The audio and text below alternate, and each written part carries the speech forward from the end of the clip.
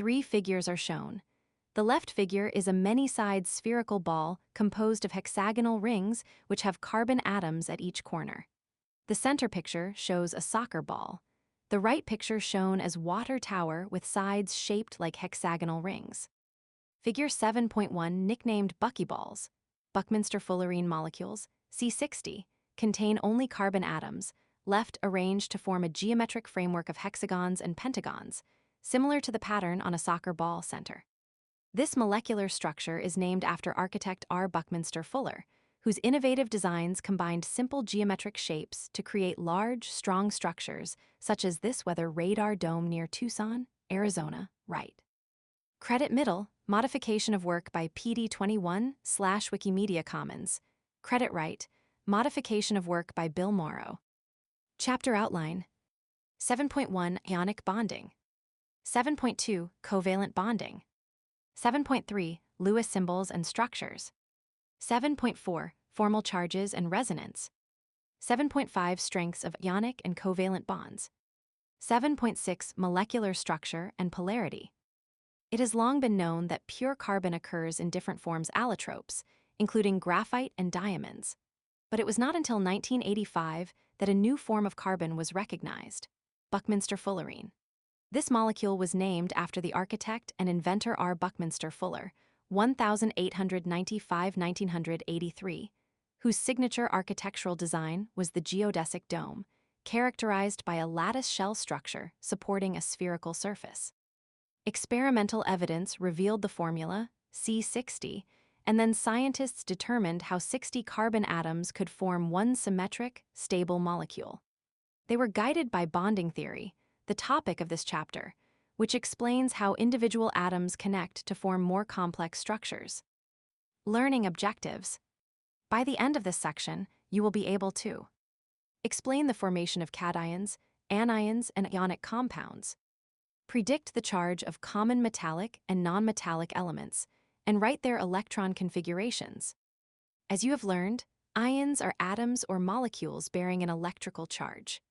A cation, a positive ion, forms when a neutral atom loses one or more electrons from its valence shell, and an anion, a negative ion, forms when a neutral atom gains one or more electrons in its valence shell.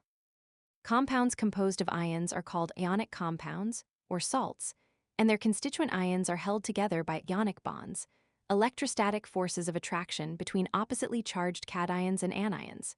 The properties of ionic compounds shed some light on the nature of ionic bonds. Ionic solids exhibit a crystalline structure and tend to be rigid and brittle. They also tend to have high melting and boiling points, which suggests that ionic bonds are very strong. Ionic solids are also poor conductors of electricity for the same reason. The strength of ionic bonds prevents ions from moving freely in the solid state. Most ionic solids, however, dissolve readily in water. Once dissolved or melted, ionic compounds are excellent conductors of electricity and heat because the ions can move about freely. Neutral atoms and their associated ions have very different physical and chemical properties. Sodium atoms form sodium metal, a soft, silvery white metal that burns vigorously in air and reacts explosively with water.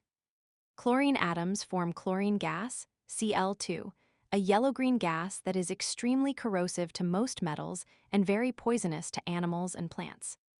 The vigorous reaction between the elements sodium and chlorine forms the white, crystalline compound sodium chloride, common table salt, which contains sodium cations and chloride anions, figure 7.2. The compound composed of these ions exhibits properties entirely different from the properties of the elements sodium and chlorine. Chlorine is poisonous, but sodium chloride is essential to life. Sodium atoms react vigorously with water, but sodium chloride simply dissolves in water. Three pictures are shown and labeled A, B, and C, from left to right. Image A shows a glass jar with a lid that is full of a clear, colorless liquid in which a silver solid is suspended. Image B depicts a glass bottle with a blue lid that is full of a yellow-green gas. Image C shows a black dish that is full of a white, crystalline solid. Figure 7.2, A. Sodium is a soft metal that must be stored in mineral oil to prevent reaction with air or water. B. chlorine is a pale yellow-green gas. C. When combined, they form white crystals of sodium chloride table salt. Credit a modification of work by Jurii/Wikimedia Commons. The formation of ionic compounds.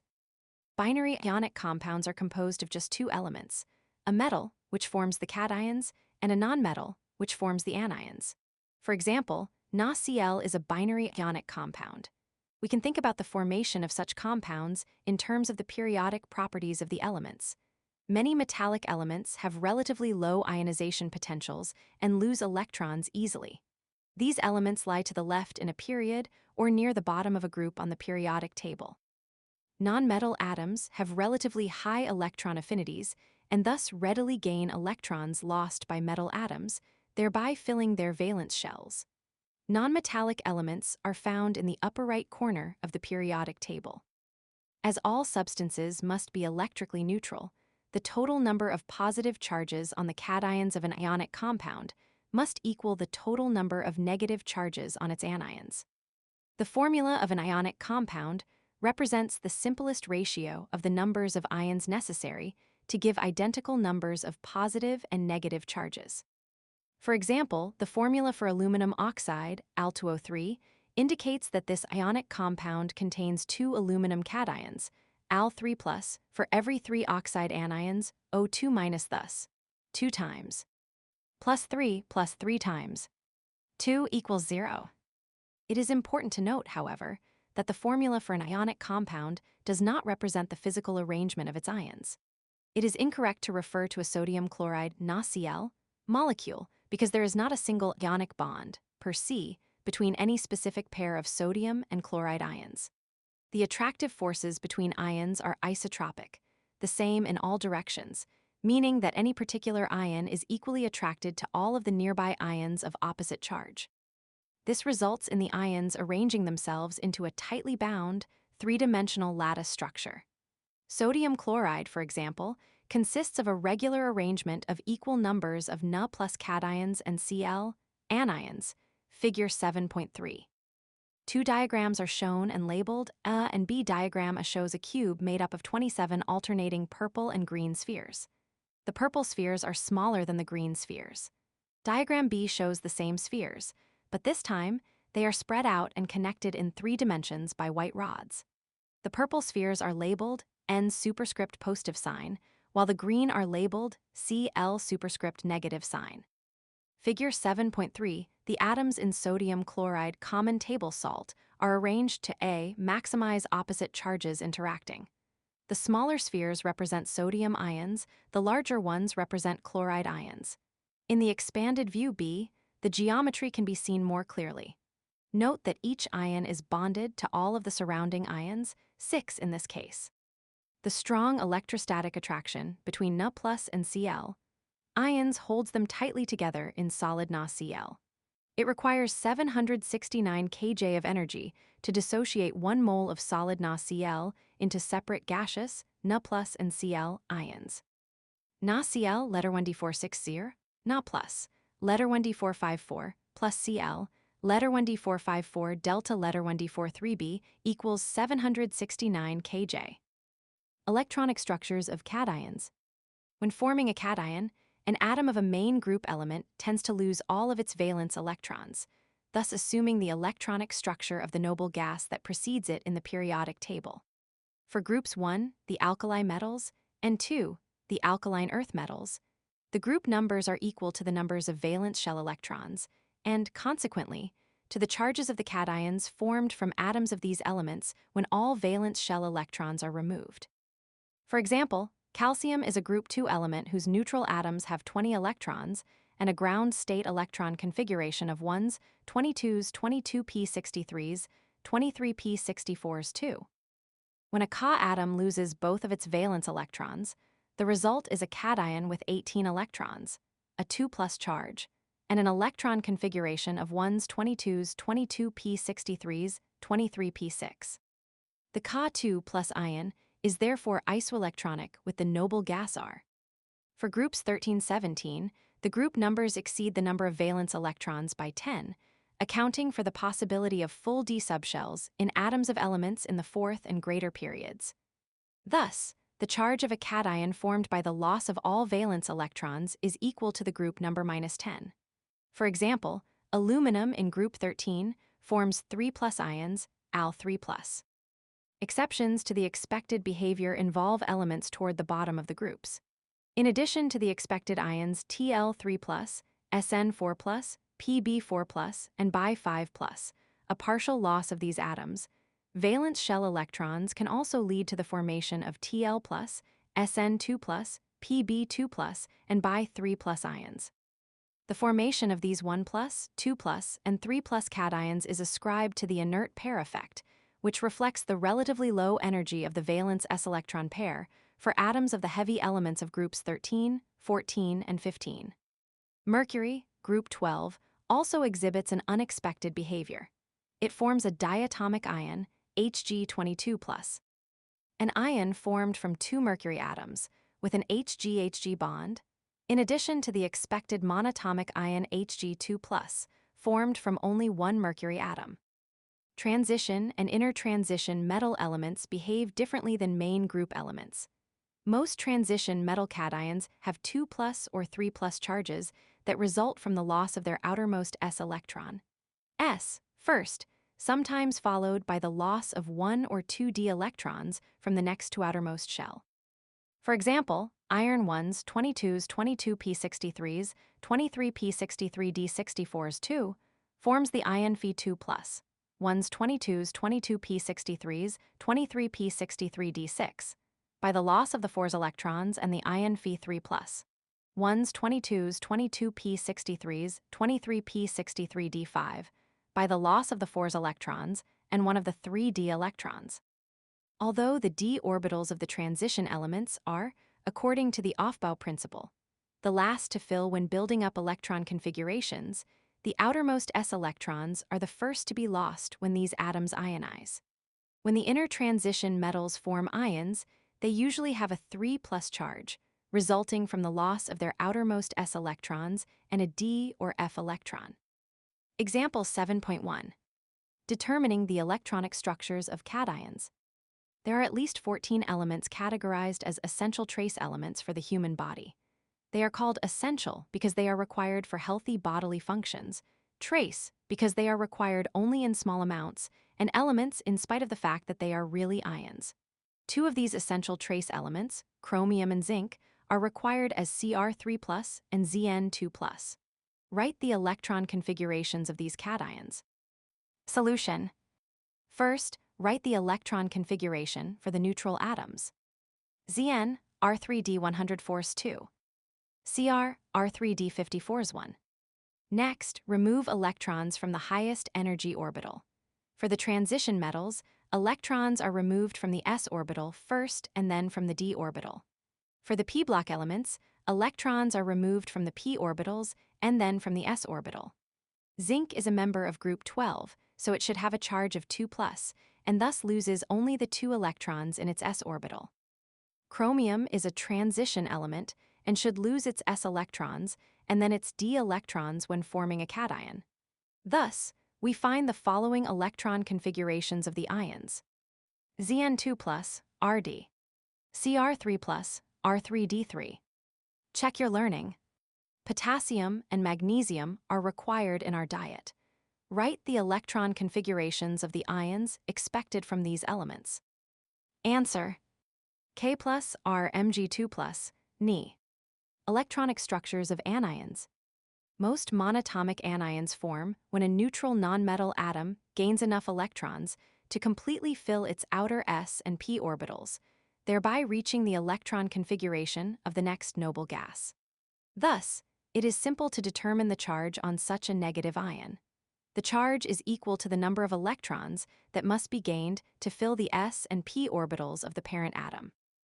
Oxygen, for example, has the electron configuration 1's 22's 22p4, whereas the oxygen anion has the electron configuration of the noble gas neon, Ni, 1's 22's 22p6. The 2 additional electrons required to fill the valence orbitals give the oxide ion the charge of 2, O2. Example 7.2.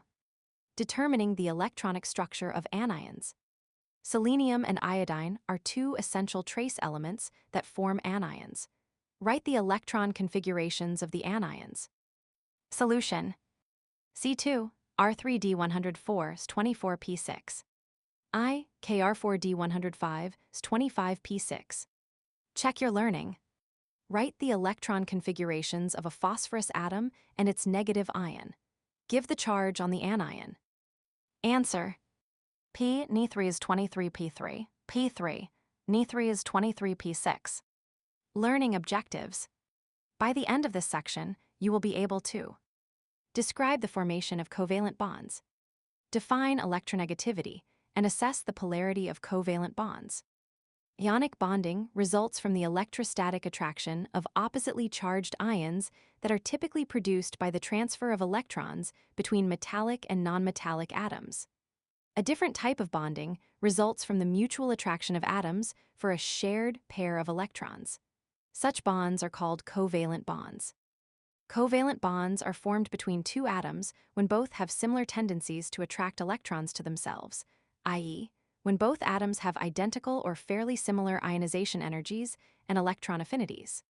For example, two hydrogen atoms bond covalently to form an H2 molecule. Each hydrogen atom in the H2 molecule has two electrons stabilizing it, giving each atom the same number of valence electrons as the noble gas He. Compounds that contain covalent bonds exhibit different physical properties than ionic compounds. Because the attraction between molecules, which are electrically neutral, is weaker than that between electrically charged ions, covalent compounds generally have much lower melting and boiling points than ionic compounds. In fact, many covalent compounds are liquids or gases at room temperature, and in their solid states, they are typically much softer than ionic solids. Furthermore, whereas ionic compounds are good conductors of electricity when dissolved in water, most covalent compounds are insoluble in water. Since they are electrically neutral, they are poor conductors of electricity in any state. Formation of covalent bonds. Nonmetal atoms frequently form covalent bonds with other nonmetal atoms. For example, the hydrogen molecule, H2, contains a covalent bond between its two hydrogen atoms. Figure 7.4 illustrates why this bond is formed. Starting on the far right, we have two separate hydrogen atoms with a particular potential energy, indicated by the red line. Along the x-axis is the distance between the two atoms. As the two atoms approach each other, moving left along the x-axis, their valence orbitals, 1s, begin to overlap. The single electrons on each hydrogen atom then interact with both atomic nuclei, occupying the space around both atoms. The strong attraction of each shared electron to both nuclei stabilizes the system, and the potential energy decreases as the bond distance decreases. If the atoms continue to approach each other, the positive charges in the two nuclei begin to repel each other, and the potential energy increases. The bond length is determined by the distance at which the lowest potential energy is achieved. A graph is shown with the x-axis labeled internuclear distance, PM, while the y-axis is labeled energy, J, one value, 0, is labeled midway up the y-axis and two values. 0 at the far left and 0.74 to the left are labeled on the x-axis. The point 74 is labeled H bond H distance. A line is graphed that begins near the top of the y-axis and to the far left on the x-axis and drops steeply to a point labeled negative 7.24 times 10 superscript negative 19J on the y-axis and 74 on the x-axis. This low point on the graph corresponds to a drawing of two spheres that overlap considerably. The line then rises to 0 on the y-axis and levels out. The point where it almost reaches 0 corresponds to two spheres that overlap slightly. The line at 0 on the y-axis corresponds to two spheres that are far from one another. Figure 7.4, the potential energy of two separate hydrogen atoms, right, decreases as they approach each other, and the single electrons on each atom are shared to form a covalent bond. The bond length is the internuclear distance at which the lowest potential energy is achieved. It is essential to remember that energy must be added to break chemical bonds, an endothermic process, whereas forming chemical bonds releases energy, an exothermic process. In the case of H2, the covalent bond is very strong. A large amount of energy, 436 kJ, must be added to break the bonds in 1 mole of hydrogen molecules and cause the atoms to separate.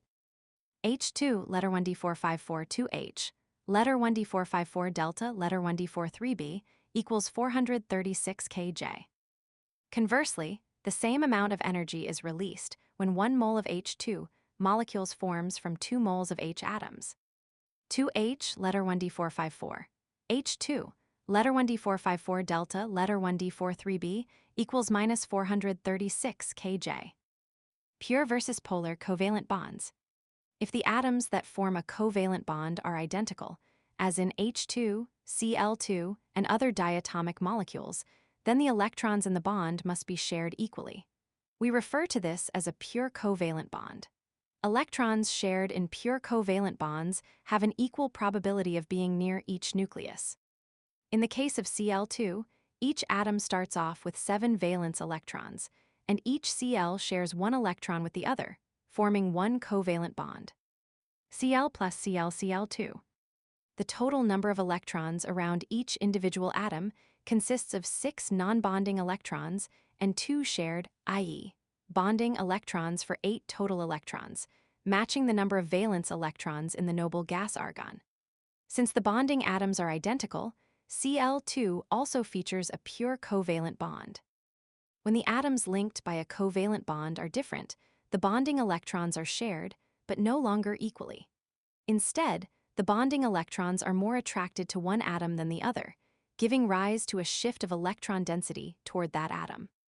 This unequal distribution of electrons is known as a polar covalent bond, characterized by a partial positive charge on one atom and a partial negative charge on the other.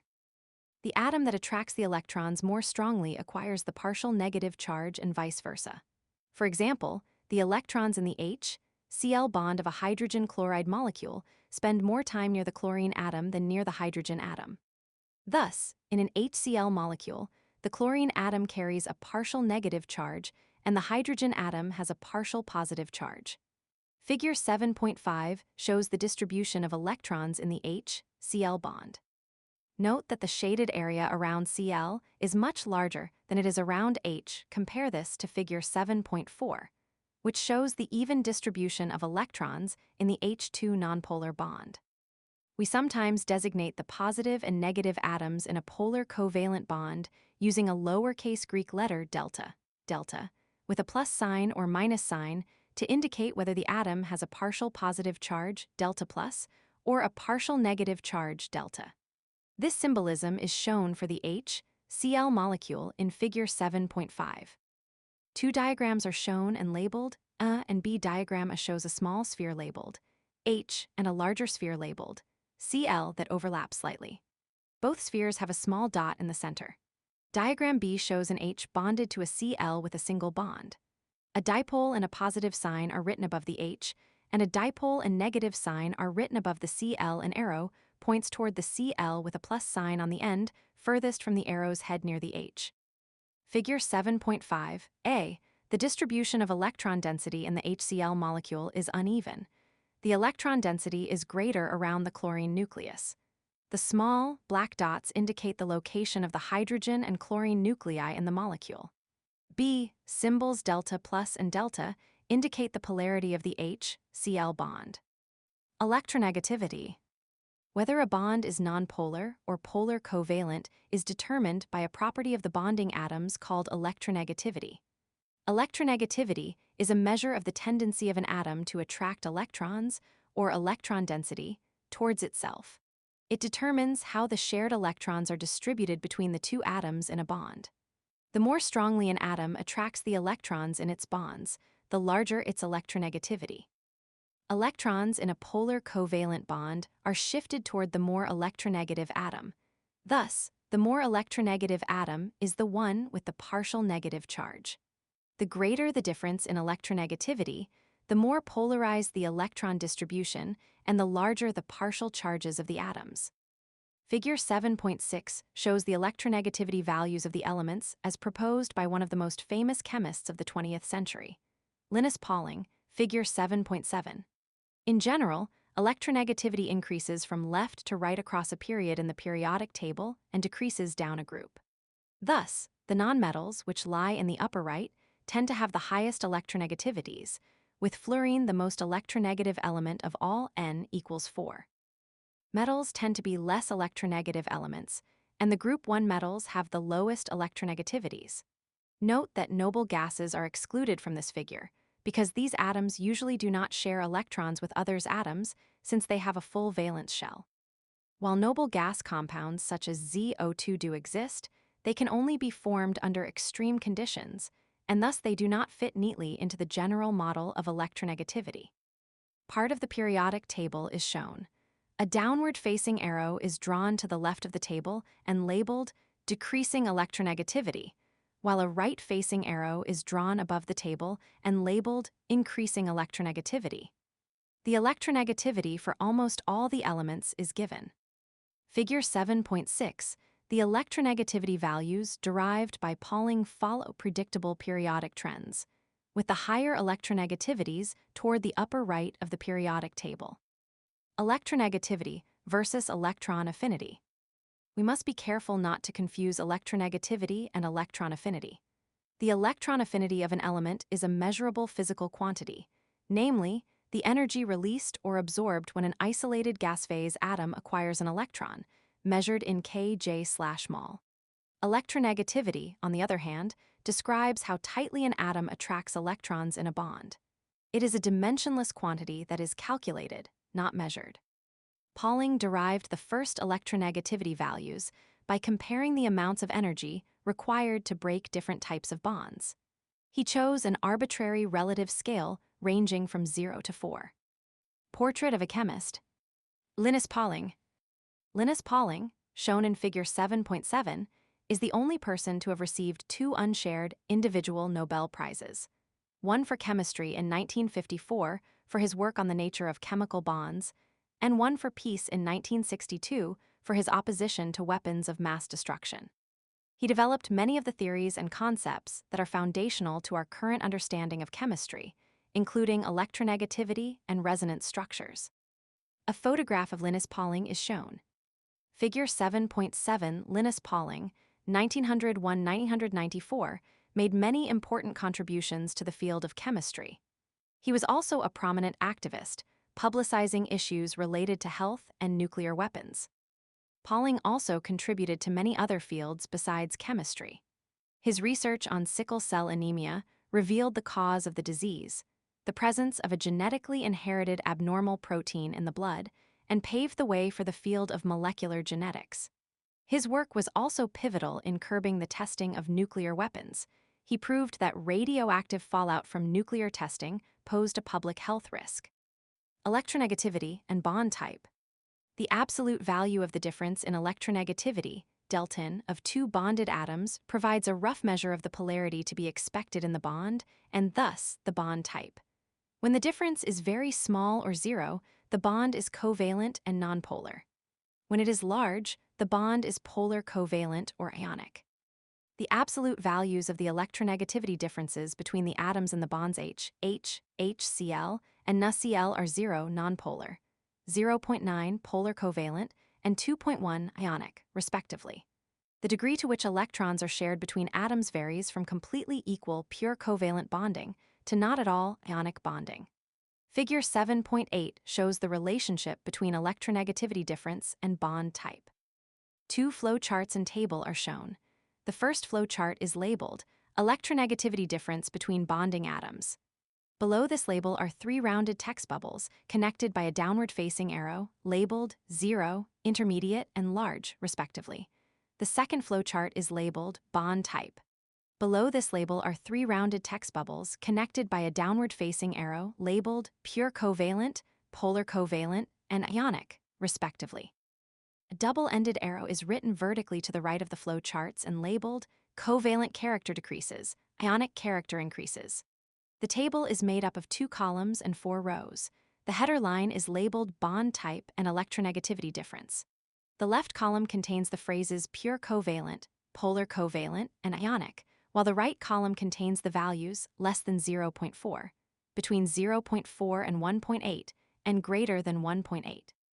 Figure 7.8, as the electronegativity difference increases between two atoms, the bond becomes more ionic. A rough approximation of the electronegativity differences associated with covalent, polar covalent, and ionic bonds is shown in Figure 7.8. This table is just a general guide, however, with many exceptions. For example, the H and F atoms in HF have an electronegativity difference of 1.9, and the N and H atoms in NH3 a difference of 0.9, yet both of these compounds form bonds that are considered polar covalent. Likewise, the Na and Cl atoms in NaCl have an electronegativity difference of 2.1, and the Mn and I atoms in MnI2 have a difference of 1, yet both of these substances form ionic compounds. The best guide to the covalent or ionic character of a bond is to consider the types of atoms involved and their relative positions in the periodic table. Bonds between two nonmetals are generally covalent. Bonding between a metal and a nonmetal is often ionic. Some compounds contain both covalent and ionic bonds. The atoms in polyatomic ions, such as OH, NO3-, and NH4+, are held together by polar covalent bonds. However, these polyatomic ions form ionic compounds by combining with ions of opposite charge. For example, potassium nitrate, KNO3, contains the K plus cation and the polyatomic NO3-. Anion, thus, bonding in potassium nitrate is ionic, resulting from the electrostatic attraction between the ions K plus and NO3-, as well as covalent between the nitrogen and oxygen atoms in NO3-. Example 7.3. Electronegativity and bond polarity. Bond polarities play an important role in determining the structure of proteins. Using the electronegativity values in Figure 7.6, arrange the following covalent bonds, all commonly found in amino acids, in order of increasing polarity. Then designate the positive and negative atoms using the symbols delta plus and delta. CHCNCONHOHSH. Solution. The polarity of these bonds increases as the absolute value of the electronegativity difference increases. The atom with the delta designation is the more electronegative of the two. Table 7.1 shows these bonds in order of increasing polarity. Bond polarity and electronegativity difference. Bond delta-N polarity. CH0, 4 C letter 1 D6FF minus minus H letter 1 D6FF plus.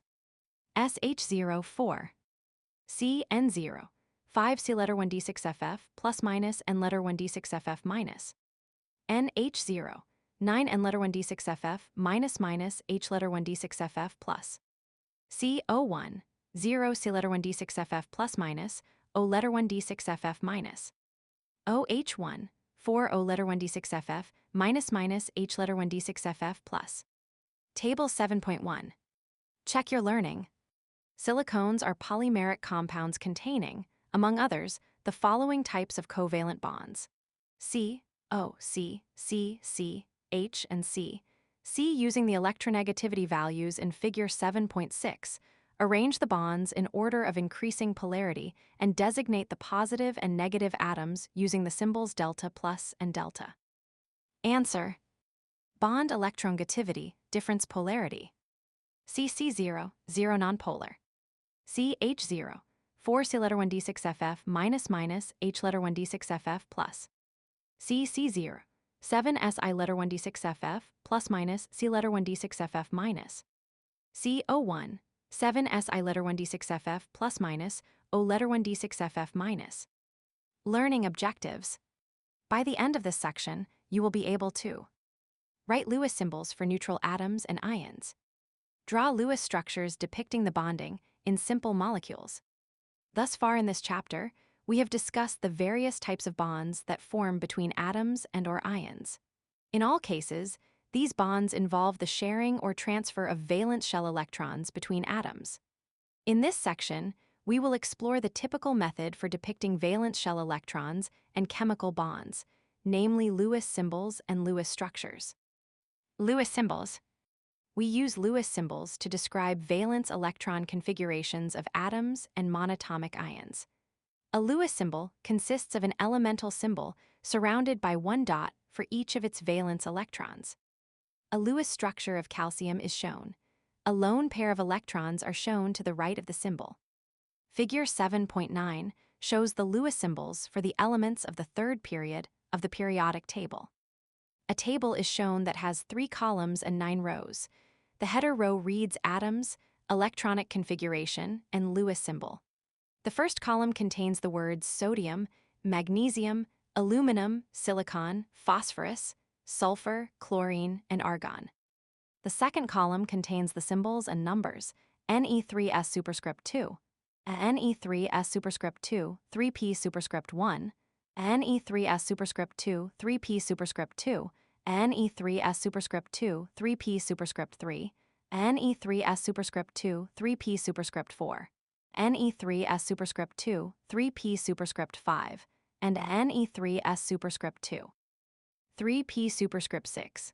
The third column contains Lewis structures for Na with 1 dot, Mg with 2 dots, Al with 3 dots, C with 4 dots, P with 5 dots, S with 6 dots, Cl with 7 dots, and a R with 8 dots. Figure 7.9 Lewis symbols illustrating the number of valence electrons for each element in the third period of the periodic table. Lewis symbols can also be used to illustrate the formation of cations from atoms, as shown here for sodium and calcium.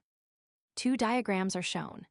The left diagram shows a Lewis dot structure of sodium with 1 dot, then a right-facing arrow leading to a sodium symbol with a superscripted plus sign, a plus sign, and the letter E with a superscripted negative sign. The terms below this diagram read sodium atom and sodium cation. The right diagram shows a Lewis dot structure of calcium with 2 dots, then a right-facing arrow leading to a calcium symbol with a superscripted 2 and a plus sign, and the value 2e with a superscripted negative sign. The terms below this diagram read calcium atom and calcium cation. Likewise, they can be used to show the formation of anions from atoms, as shown here for chlorine and sulfur. 2 diagrams are shown. The left diagram shows a Lewis dot structure of chlorine with 7 dots and the letter E with a superscripted negative sign, then a right-facing arrow leading to a chlorine symbol with 8 dots and a superscripted negative sign. The terms below this diagram read chlorine atom and chlorine anion. The right diagram shows a Lewis dot structure of sulfur with 6 dots and the symbol 2e with a superscripted negative sign, then a right-facing arrow leading to a sulfur symbol with 8 dots and a superscripted 2 and negative sign. The terms below this diagram read sulfur atom and sulfur anion. Figure 7.1 demonstrates the use of Lewis symbols to show the transfer of electrons during the formation of ionic compounds. A table is shown with 4 rows. The header row reads metal, nonmetal, and ionic compound. The second row shows the Lewis structures of a reaction. A sodium symbol with 1 dot, a plus sign, and a chlorine symbol with 7 dots lie to the left of a right-facing arrow. To the right of the arrow, a sodium symbol with a superscripted plus sign is drawn next to a chlorine symbol with 8 dots surrounded by brackets with a superscripted negative sign. One of the dots on the Cl atom is red. The terms sodium atom, chlorine atom, and sodium chloride, sodium ion, and chloride ion are written under the reaction. The third row shows the Lewis structures of a reaction. A magnesium symbol with 2 red dots, a plus sign, and an oxygen symbol with 6 dots lie to the left of a right-facing arrow. To the right of the arrow, a magnesium symbol with a superscripted 2 and a plus sign is drawn next to an oxygen symbol with 8 dots, 2 of which are red, surrounded by brackets with a superscripted 2 and a negative sign. The terms magnesium atom, oxygen atom, and magnesium oxide, magnesium ion, and oxide ion are written under the reaction. The fourth row shows the Lewis structures of a reaction. A calcium symbol with 2 red dots, a plus sign, and a fluorine symbol with a coefficient of 2 and 7 dots lie to the left of a right-facing arrow. To the right of the arrow, a calcium symbol with a superscripted 2 and a plus sign is drawn next to a fluorine symbol with 8 dots, one of which is red, surrounded by brackets with a superscripted negative sign and a subscripted 2. The terms calcium atom, fluorine atoms, and calcium fluoride, calcium ion and 2 fluoride ions, are written under the reaction.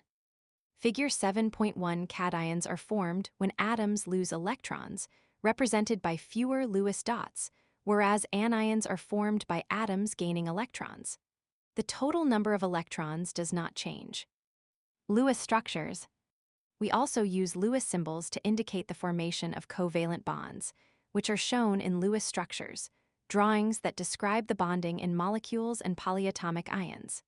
For example, when 2 chlorine atoms form a chlorine molecule, they share 1 pair of electrons.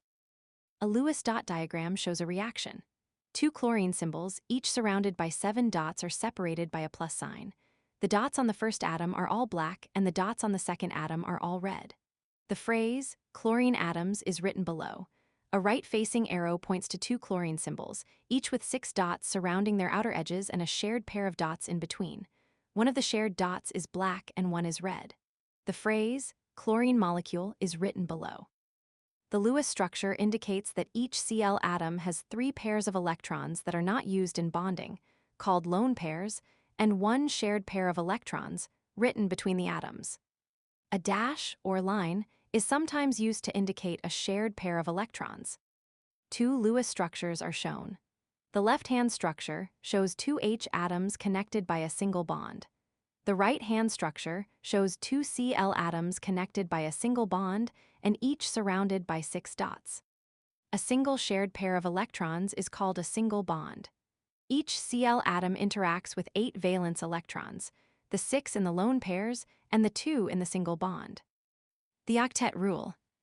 The other halogen molecules, F2, Br2, I2, and At2 form bonds like those in the chlorine molecule, 1 single bond between atoms and 3 lone pairs of electrons per atom. This allows each halogen atom to have a noble gas electron configuration. The tendency of main group atoms to form enough bonds to obtain 8 valence electrons is known as the octet rule. The number of bonds that an atom can form can often be predicted from the number of electrons needed to reach an octet, 8 valence electrons. This is especially true of the nonmetals of the second period of the periodic table, C, N, O, and F. For example, each atom of a group 14 element has 4 electrons in its outermost shell, and therefore requires 4 more electrons to reach an octet. These 4 electrons can be gained by forming 4 covalent bonds, as illustrated here for carbon in CCl4, carbon tetrachloride, and silicon in CH4, silane. Because hydrogen only needs 2 electrons to fill its valence shell, it is an exception to the octet rule. The transition elements and inner transition elements also do not follow the octet rule. 2 sets of Lewis dot structures are shown. The left structures depict 5 Cl symbols in a cross shape with 8 dots around each, the word or, and the same 5 Cl symbols, connected by 4 single bonds in a cross shape. The name carbon tetrachloride is written below the structure. The right-hand structures show a Si symbol, surrounded by 8 dots and 4 H symbols in a cross shape. The word or separates this from an Si symbol with 4 single bonds connecting the 4 H symbols in a cross shape. The name silane is written below these diagrams. Group 15 elements such as nitrogen have 5 valence electrons in the atomic Lewis symbol, 1 lone pair and 3 unpaired electrons. To obtain an octet, these atoms form 3 covalent bonds, as in NH3, ammonia. Oxygen and other atoms in group 16 obtain an octet by forming 2 covalent bonds. 3 Lewis structures labeled ammonia, water, and hydrogen fluoride are shown. The left structure shows a nitrogen atom with a lone pair of electrons and single bonded to 3 hydrogen atoms. The middle structure shows an oxygen atom with 2 lone pairs of electrons and 2 singly bonded hydrogen atoms. The right structure shows a hydrogen atom single bonded to a fluorine atom that has 3 lone pairs of electrons. Double and triple bonds. As previously mentioned, when a pair of atoms shares 1 pair of electrons, we call this a single bond. However, a pair of atoms may need to share more than 1 pair of electrons in order to achieve the requisite octet. A double bond forms when 2 pairs of electrons are shared between a pair of atoms, as between the carbon and oxygen atoms in CH2O, formaldehyde, and between the 2 carbon atoms in C2H4, ethylene. Two pairs of Lewis structures are shown. The left pair of structures shows a carbon atom forming single bonds to two hydrogen atoms. There are 4 electrons between the C atom and an O atom. The O atom also has 2 pairs of dots.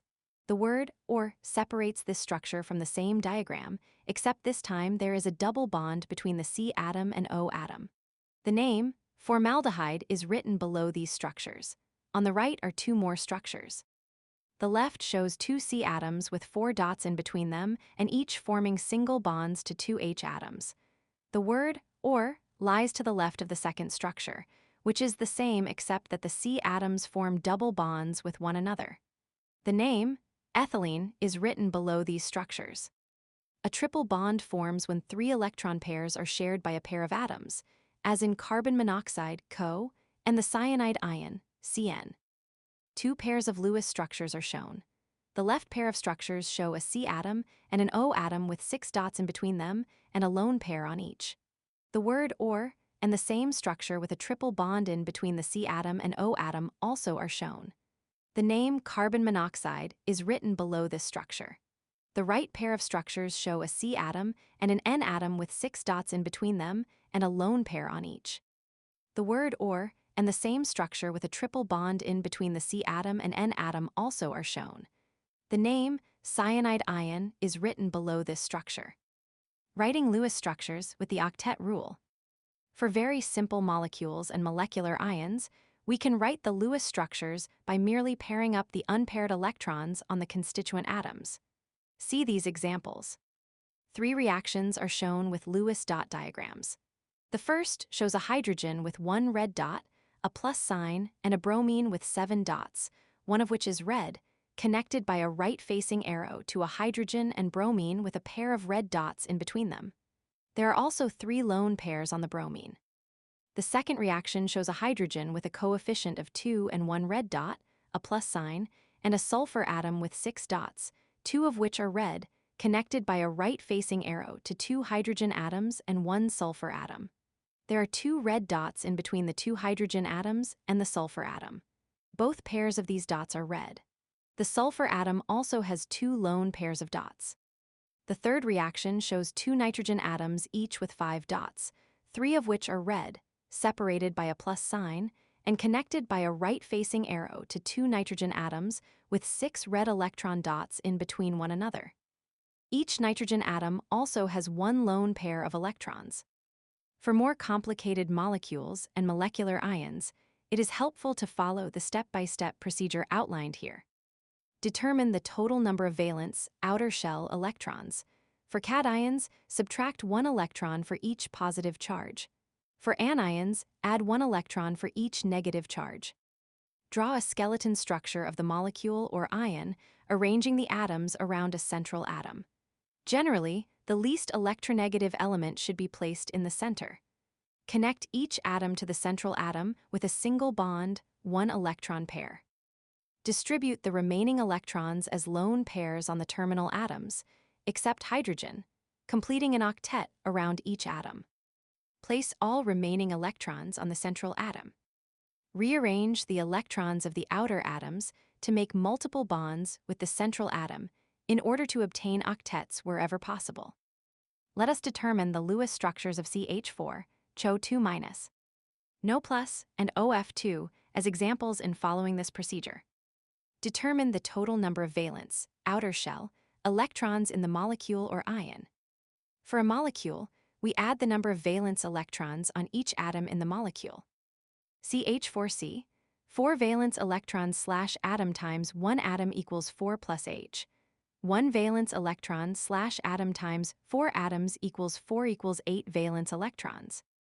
For a negative ion, such as CH2-, we add the number of valence electrons on the atoms to the number of negative charges on the ion. 1 electron is gained for each single negative charge. CH2- C, 4 valence electrons / atom times 1 atom equals 4H. 1 valence electron / atom times 1 atom equals 10. 6 valence electrons / atom times 2 atoms equals 12 plus 1 additional electron equals 1 equals 18 valence electrons. For a positive ion, such as NO+, we add the number of valence electrons on the atoms in the ion, and then subtract the number of positive charges on the ion. 1 electron is lost for each single positive charge from the total number of valence electrons. No plus n. 5 valence electrons slash atom times 1 atom equals 5O. 6 valence electrons slash atom times 1 atom equals 6 plus minus 1 electron, positive charge, equals minus 1 equals 10 valence electrons. Since OF2 is a neutral molecule, we simply add the number of valence electrons. Of 2O, 6 valence electrons slash atom times 1 atom equals 6 plus F. 7 valence electrons slash atom times 2 atoms equals 14 equals 20 valence electrons. Draw a skeleton structure of the molecule or ion, arranging the atoms around a central atom and connecting each atom to the central atom with a single 1-electron pair bond. Note that we denote ions with brackets around the structure, indicating the charge outside the brackets. 4 Lewis diagrams are shown. The first shows 1 silicon single bone to 4 hydrogen atoms. The second shows a carbon, which forms a single bond with an oxygen and a hydrogen, and a double bond with a second oxygen. This structure is surrounded by brackets and has a superscripted negative sign near the upper right corner. The third structure shows a nitrogen single bonded to an oxygen and surrounded by brackets with a superscripted plus sign in the upper right corner. The last structure shows 2 fluorine atoms single bonded to a central oxygen. When several arrangements of atoms are possible, as for CHO2-, we must use experimental evidence to choose the correct one. In general, the less electronegative elements are more likely to be central atoms. In CHO2-, the less electronegative carbon atom occupies the central position with the oxygen and hydrogen atoms surrounding it. Other examples include P in Pockl 3, S in SO2, and Cl in ClO4-. An exception is that hydrogen is almost never a central atom.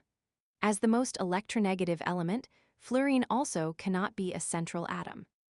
Distribute the remaining electrons as lone pairs on the terminal atoms, except hydrogen, to complete their valence shells with an octet of electrons.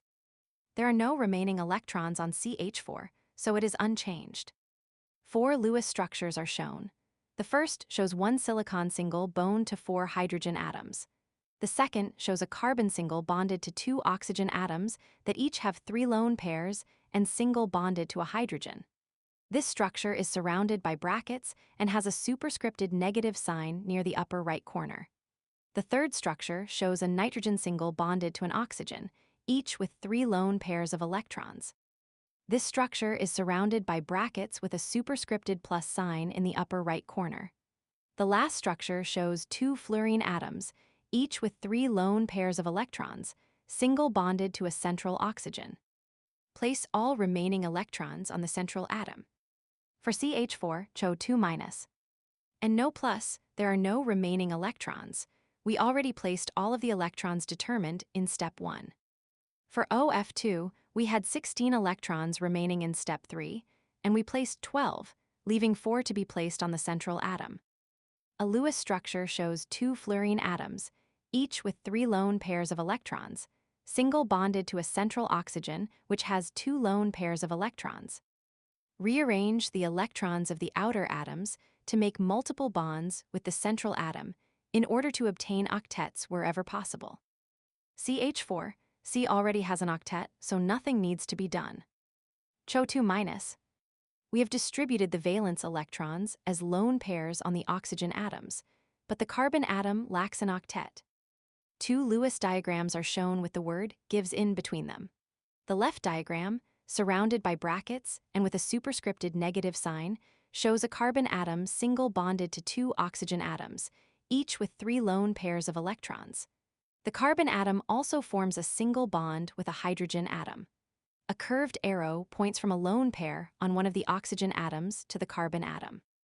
The right diagram, surrounded by brackets and with a superscripted negative sign, shows a carbon atom single bonded to an oxygen atom with 3 lone pairs of electrons, double bonded to an oxygen atom with 2 lone pairs of electrons, and single bonded to a hydrogen atom. No plus. For this ion, We added 8 valence electrons, but neither atom has an octet. We cannot add any more electrons since we have already used the total that we found in step 1, so we must move electrons to form a multiple bond. 2 Lewis diagrams are shown with the word gives in between them.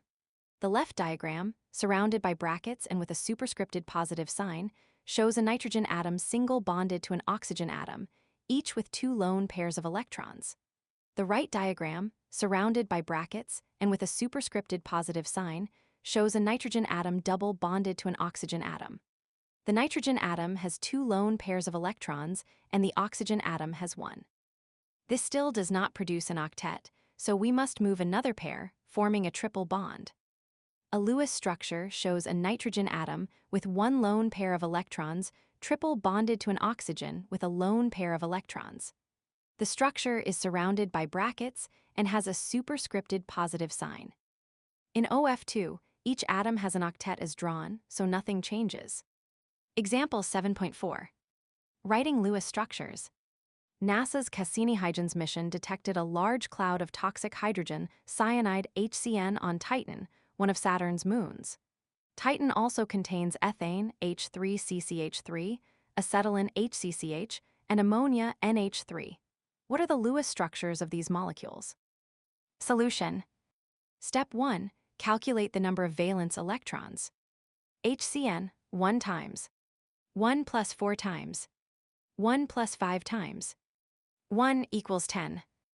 H3CCH3, 1 times. 3 plus 2 times. 4 plus 1 times. 3 equals 14.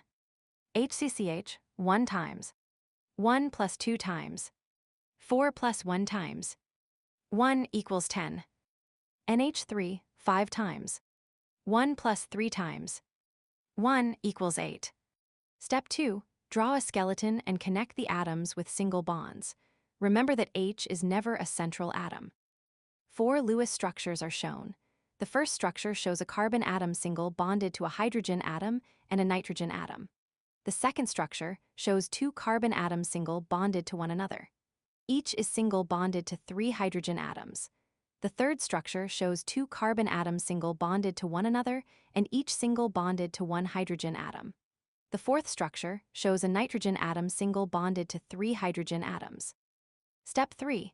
Where needed, distribute electrons to the terminal atoms. 4 Lewis structures are shown. The first structure shows a carbon atom single bonded to a hydrogen atom and a nitrogen atom, which has 3 lone pairs of electrons.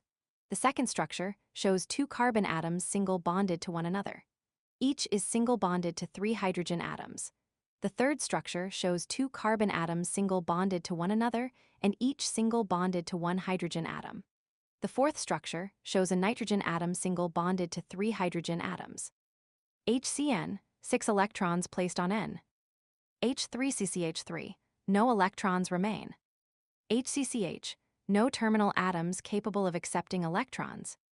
NH3, no terminal atoms capable of accepting electrons. Step 4. Where needed, place remaining electrons on the central atom. 4 Lewis structures are shown. The first structure shows a carbon atom single bonded to a hydrogen atom and a nitrogen atom, which has 3 lone pairs of electrons. The second structure shows 2 carbon atoms single bonded to one another. Each is single bonded to 3 hydrogen atoms.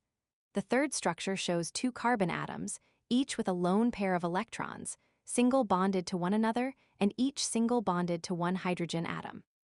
The fourth structure shows a nitrogen atom with a lone pair of electrons, single bonded to 3 hydrogen atoms. HCN, no electrons remain. H3CCH3, no electrons remain. HCCH, 4 electrons placed on carbon. NH3, 2 electrons placed on nitrogen. Step 5. Where needed, rearrange electrons to form multiple bonds in order to obtain an octet on each atom. HCN, form 2 more CN bonds. H3CCH3, all atoms have the correct number of electrons. HCCH, form a triple bond between the 2 carbon atoms. NH3, all atoms have the correct number of electrons. 4 Lewis structures are shown. The first structure shows a carbon atom single bonded to a hydrogen atom and a nitrogen atom, which has 3 lone pairs of electrons. Two curved arrows point from the nitrogen to the carbon. Below this structure is the word gives, and below that is the same structure, but this time there is a triple bond between the carbon and nitrogen. The second structure shows two carbons single bonded to one another and each single bonded to 3 hydrogen atoms. The third structure shows two carbon atoms, each with a lone pair of electrons, single bonded to one another and each single bonded to one hydrogen atom. Two curved arrows point from the carbon atoms to the space in between the two. Below this structure is the word gives and the same structure, but this time with a triple bond between the two carbons. The fourth structure shows a nitrogen atom with a lone pair of electrons single bonded to 3 hydrogen atoms. Check your learning. Both carbon monoxide, CO, and carbon dioxide, CO2, are products of the combustion of fossil fuels. Both of these gases also cause problems. CO is toxic, and CO2 has been implicated in global climate change.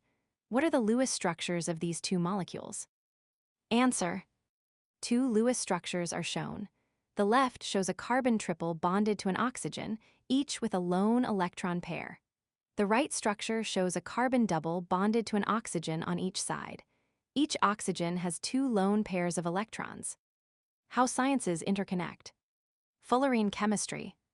Carbon in various forms and compounds has been known since prehistoric times. Soot has been used as a pigment, often called carbon black, for thousands of years. Charcoal, high in carbon content, has likewise been critical to human development.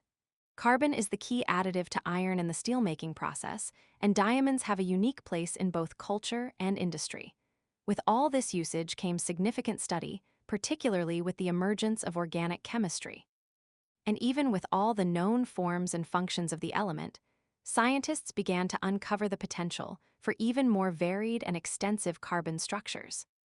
As early as the 1960s, chemists began to observe complex carbon structures, but they had little evidence to support their concepts, or their work did not make it into the mainstream. Eiji Asawa predicted a spherical form based on observations of a similar structure, but his work was not widely known outside Japan. In a similar manner, the most comprehensive advance was likely computational chemist Alina Galperns, who in 1973 predicted a highly stable, 60-carbon molecule. Her work was also isolated to her native Russia. Still later, Harold Kroto, working with Canadian radio astronomers, sought to uncover the nature of long carbon chains that had been discovered in interstellar space. Kroto sought to use a machine developed by Richard Smalley's team at Rice University to learn more about these structures. Together with Robert Curl, who had introduced them, and 3 graduate students, James Heath, Sean O'Brien, and Yuan Liu, they performed an intensive series of experiments that led to a major discovery.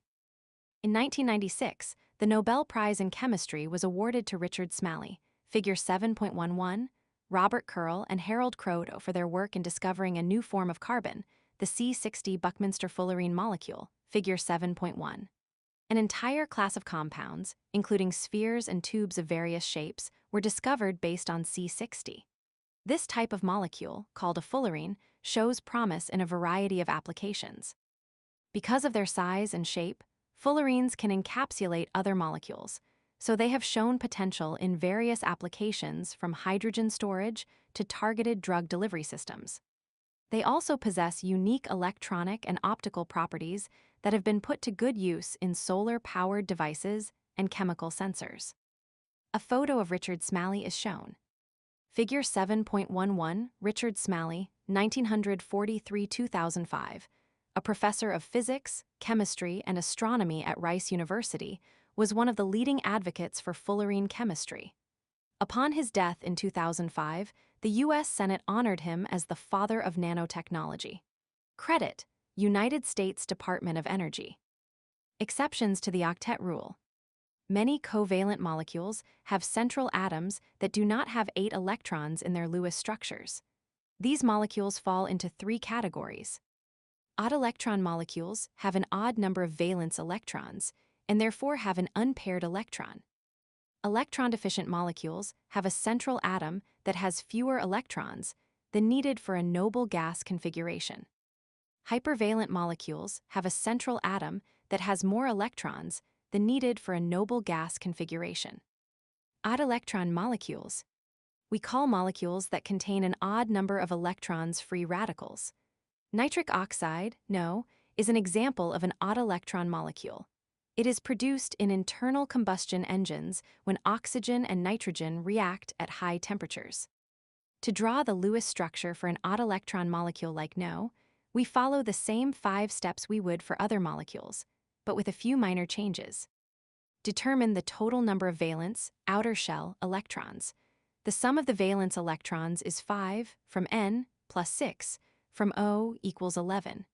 The odd number immediately tells us that we have a free radical, so we know that not every atom can have 8 electrons in its valence shell. Draw a skeleton structure of the molecule.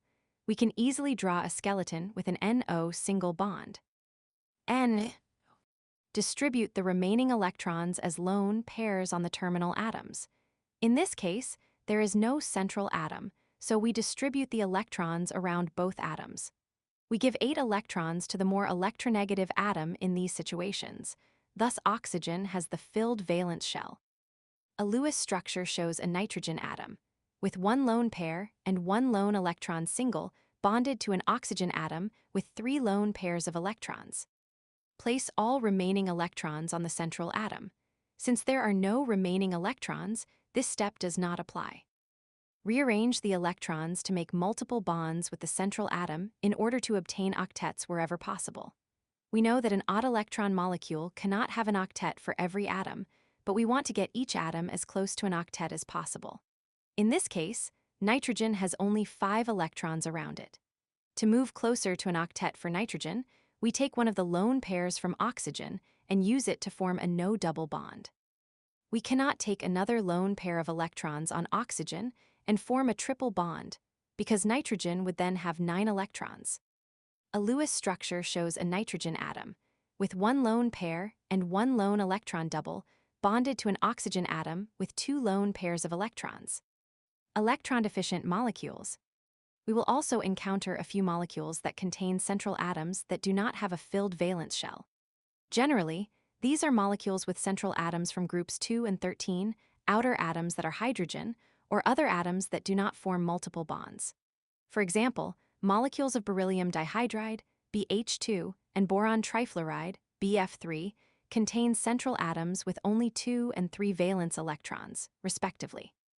With only H as outer atoms, there is just one possibility for the Lewis structure of BH2, and it does not satisfy the octet rule for the central B atom. See as follows. It is possible to draw a structure with a double bond between a boron atom and a fluorine atom in BF3, satisfying the octet rule, but experimental evidence indicates the bond lengths are closer to that expected for B, F single bonds. This suggests the best Lewis structure has 3 B, F single bonds, and an electron-deficient boron. The reactivity of the compound is also consistent with an electron-deficient boron. However, the B, F bonds are slightly shorter than what is actually expected for B, F single bonds, indicating that some double bond character is found in the actual molecule. 2 Lewis structures are shown. The left shows a beryllium atom single bonded to 2 hydrogen atoms. The right shows a boron atom single bonded to 3 fluorine atoms, each with 3 lone pairs of electrons. An atom like the boron atom in BF3, which does not have 8 electrons, is very reactive. It readily combines with a molecule containing an atom with a lone pair of electrons. For example, NH3 reacts with BF3 because the lone pair on nitrogen can be shared with the boron atom. A reaction is shown with 3 Lewis diagrams. The left diagram shows a boron atom single bonded to 3 fluorine atoms, each with 3 lone pairs of electrons. There is a plus sign. The next structure shows a nitrogen atom with 1 lone pair of electrons, single bonded to 3 hydrogen atoms. A right-facing arrow leads to the final Lewis structure that shows a boron atom single bonded to a nitrogen atom and single bonded to 3 fluorine atoms, each with 3 lone pairs of electrons. The nitrogen atom is also single bonded to 3 hydrogen atoms. The bond between the boron atom and the nitrogen atom is colored red. Hypervalent molecules. Elements in the second period of the periodic table, n equals 2, can accommodate only 8 electrons in their valence shell orbitals because they have only 4 valence orbitals, 1 2s and 3 2p orbitals. Elements in the third and higher periods, n greater or equal to 3, have more than 4 valence orbitals and can share more than 4 pairs of electrons with other atoms because they have empty d orbitals in the same shell. Molecules formed from these elements are sometimes called hypervalent molecules. Figure 7.12 shows the Lewis structures for 2 hypervalent molecules, PCl5 and SF6. 2 Lewis structures are shown. The left shows a phosphorus atom single bonded to 5 chlorine atoms, each with 3 lone pairs of electrons. The right shows a sulfur atom single bonded to 6 fluorine atoms, each with 3 lone pairs of electrons. Figure 7.12 in PCl5, the central atom phosphorus shares 5 pairs of electrons. In SF6, sulfur shares 6 pairs of electrons. In some hypervalent molecules, such as IF5 and ZF4, some of the electrons in the outer shell of the central atom are lone pairs. 2 Lewis structures are shown. The left shows an iodine atom with 1 lone pair single bonded to 5 fluorine atoms, each with 3 lone pairs of electrons. The right diagram shows a xenon atom with 2 lone pairs of electrons single bonded to 4 fluorine atoms, each with 3 lone pairs of electrons. When we write the Lewis structures for these molecules, we find that we have electrons left over after filling the valence shells of the outer atoms with 8 electrons. These additional electrons must be assigned to the central atom. Example 7.5. Writing Lewis structures, octet rule violations. Xenon is a noble gas, but it forms a number of stable compounds. We examined ZF4 earlier. What are the Lewis structures of ZF2 and ZF6? Solution. We can draw the Lewis structure of any covalent molecule by following the 6 steps discussed earlier. In this case, we can condense the last few steps, since not all of them apply. Step 1. Calculate the number of valence electrons. ZF2, 8 plus 2 times 7 equals 22. ZF6, 8 plus 6 times 7 equals 50. Step 2. Draw a skeleton joining the atoms by single bonds. Xenon will be the central atom because fluorine cannot be a central atom. 2 Lewis diagrams are shown. The left depicts a xenon atom single bonded to 2 fluorine atoms. The right shows a xenon atom single bonded to 6 fluorine atoms. Step 3. Distribute the remaining electrons. ZF2. We place 3 lone pairs of electrons around each F atom, accounting for 12 electrons and giving each F atom 8 electrons. Thus, 6 electrons, 3 lone pairs, remain. These lone pairs must be placed on the Z atom. This is acceptable because Z atoms have empty valence shell d orbitals and can accommodate more than 8 electrons. The Lewis structure of ZF2 shows 2 bonding pairs and 3 lone pairs of electrons around the Z atom. A Lewis diagram shows a xenon atom with 3 lone pairs of electrons single bonded to 2 fluorine atoms, each with 3 lone pairs of electrons. ZF6, we place 3 lone pairs of electrons around each F atom, accounting for 36 electrons. 2 electrons remain, and this lone pair is placed on the Z atom.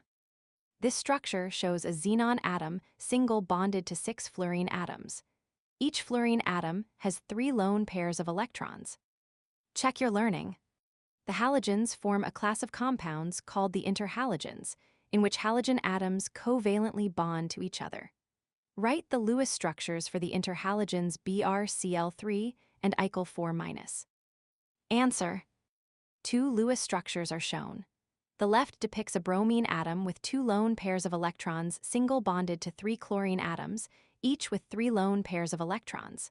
The right shows an iodine atom with 2 lone pairs of electrons, single boned to 4 chlorine atoms, each with 3 lone pairs of electrons. This structure is surrounded by brackets and has a superscripted negative sign. Learning objectives. By the end of this section, you will be able to compute formal charges for atoms in any Lewis structure. Use formal charges to identify the most reasonable Lewis structure for a given molecule. Explain the concept of resonance and draw Lewis structures representing resonance forms for a given molecule. In the previous section, we discussed how to write Lewis structures for molecules and polyatomic ions. As we have seen, however, in some cases, there is seemingly more than one valid structure for a molecule. We can use the concept of formal charges to help us predict the most appropriate Lewis structure when more than one is reasonable. Calculating formal charge. The formal charge of an atom in a molecule is the hypothetical charge the atom would have if we could redistribute the electrons in the bonds evenly between the atoms. Another way of saying this is that formal charge results when we take the number of valence electrons of a neutral atom, subtract the non-bonding electrons, and then subtract the number of bonds connected to that atom in the Lewis structure. Thus, we calculate formal charge as follows. Formal charge equals hash valence shell electrons, free atom, minus hash lone pair electrons minus 12 hash bonding electrons. We can double-check formal charge calculations by determining the sum of the formal charges for the whole structure. The sum of the formal charges of all atoms in a molecule must be 0. The sum of the formal charges in an ion should equal the charge of the ion. We must remember that the formal charge calculated for an atom is not the actual charge of the atom in the molecule. Formal charge is only a useful bookkeeping procedure. It does not indicate the presence of actual charges. Example 7.6. Calculating formal charge from Lewis structures. Assign formal charges to each atom in the interhalogen ion Eichel 4-. Solution. Step 1. We divide the bonding electron pairs equally for all ICl bonds. A Lewis structure is shown. An iodine atom with 2 lone pairs of electrons is single bonded to 4 chlorine atoms, each of which has 3 lone pairs of electrons. Brackets surround the structure, and there is a superscripted negative sign. Step 2. We assign lone pairs of electrons to their atoms. Each Cl atom now has 7 electrons assigned to it, and the I atom has 8. Step 3. Subtract this number from the number of valence electrons for the neutral atom. I7 8 equals 1. Cl 7 7 equals 0. The sum of the formal charges of all the atoms equals 1, which is identical to the charge of the ion, 1. Check your learning. Calculate the formal charge for each atom in the carbon monoxide molecule. A Lewis structure is shown. A carbon atom with 1 lone pair of electrons is triple bonded to an oxygen with 1 lone pair of electrons. Answer. C-1, O+1. Example 7.7. Calculating formal charge from Lewis structures. Assign formal charges to each atom in the interhalogen molecule BrCl3. Solution. Step 1. Assign one of the electrons in each Br, Cl bond to the Br atom and one to the Cl atom in that bond. A Lewis structure is shown. A bromine atom with 2 lone pairs of electrons is single bonded to 3 chlorine atoms, each of which has 3 lone pairs of electrons. Step 2. Assign the lone pairs to their atom. Now each Cl atom has 7 electrons and the Br atom has 7 electrons. Step 3. Subtract this number from the number of valence electrons for the neutral atom. This gives the formal charge. Br 7 7 equals 0. Cl 7 7 equals 0. All atoms in BrCl3 have a formal charge of 0, and the sum of the formal charges totals 0, as it must in a neutral molecule. Check your learning. Determine the formal charge for each atom in NCl3. Answer. N0 all 3 Cl atoms, 0. A Lewis structure is shown. A nitrogen atom with 1 lone pair of electrons is single bonded to 3 chlorine atoms, each of which has 3 lone pairs of electrons. Using formal charge to predict molecular structure. The arrangement of atoms in a molecule or ion is called its molecular structure. In many cases, following the steps for writing Lewis structures may lead to more than one possible molecular structure, different multiple bond and lone pair electron placements, or different arrangements of atoms, for instance. A few guidelines involving formal charge can be helpful in deciding which of the possible structures is most likely for a particular molecule or ion. A molecular structure, in which all formal charges are 0, is preferable to one in which some formal charges are not 0. If the Lewis structure must have non-zero formal charges, the arrangement with the smallest non-zero formal charges is preferable. Lewis structures are preferable when adjacent formal charges are zero or of the opposite sign. When we must choose among several Lewis structures with similar distributions of formal charges, the structure with the negative formal charges on the more electronegative atoms is preferable. To see how these guidelines apply, let us consider some possible structures for carbon dioxide, CO2. We know from our previous discussion that the less electronegative atom typically occupies the central position, but formal charges allow us to understand why this occurs. We can draw three possibilities for the structure: carbon in the center and double bonds, carbon in the center with a single and triple bond, and oxygen in the center with double bonds. Three Lewis structures are shown. The left and right structures show a carbon atom double bonded to two oxygen atoms, each of which has two lone pairs of electrons. The center structure shows a carbon atom that is triple bonded to an oxygen atom with one lone pair of electrons, and single bonded to an oxygen atom with three lone pairs of electrons. The third structure shows an oxygen atom double bonded to another oxygen atom with two lone pairs of electrons. The first oxygen atom is also double bonded to a carbon atom with two lone pairs of electrons. Comparing the three formal charges, we can definitively identify the structure on the left as preferable because it has only formal charges of 0, guideline 1. As another example, the thiocyanate ion, an ion formed from a carbon atom, a nitrogen atom, and a sulfur atom, could have three different molecular structures: NCS, CNS, or CSN.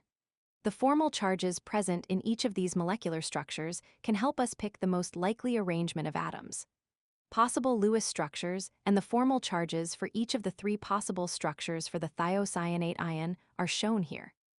Two rows of structures and numbers are shown. The top row is labeled structure and depicts three Lewis structures, and the bottom row is labeled formal charge. The left structure shows a carbon atom double bonded to a nitrogen atom with two lone electron pairs on one side, and double bonded to a sulfur atom with two lone electron pairs on the other. The structure is surrounded by brackets and has a superscripted negative sign. Below this structure are the numbers -1, 0, and 0. The middle structure shows a carbon atom with two lone pairs of electrons double bonded to a nitrogen atom that is double bonded to a sulfur atom with two lone electron pairs. The structure is surrounded by brackets and has a superscripted negative sign. Below this structure are the numbers -2, +1, and 0. The right structure shows a carbon atom with two lone electron pairs double bonded to a sulfur atom that is double bonded to a nitrogen atom with two lone electron pairs. The structure is surrounded by brackets and has a superscripted negative sign. Below this structure are the numbers -2, +2, and 1. Note that the sum of the formal charges in each case is equal to the charge of the ion, 1. However, the first arrangement of atoms is preferred because it has the lowest number of atoms with non-zero formal charges, guideline 2. Also, it places the least electronegative atom in the center, and the negative charge on the more electronegative element, guideline 4. Example 7.8. Using formal charge to determine molecular structure. Nitrous oxide, N2O, commonly known as laughing gas, is used as an anesthetic in minor surgeries, such as the routine extraction of wisdom teeth. Which is the more likely structure for nitrous oxide? Two Lewis structures are shown with the word or in between them.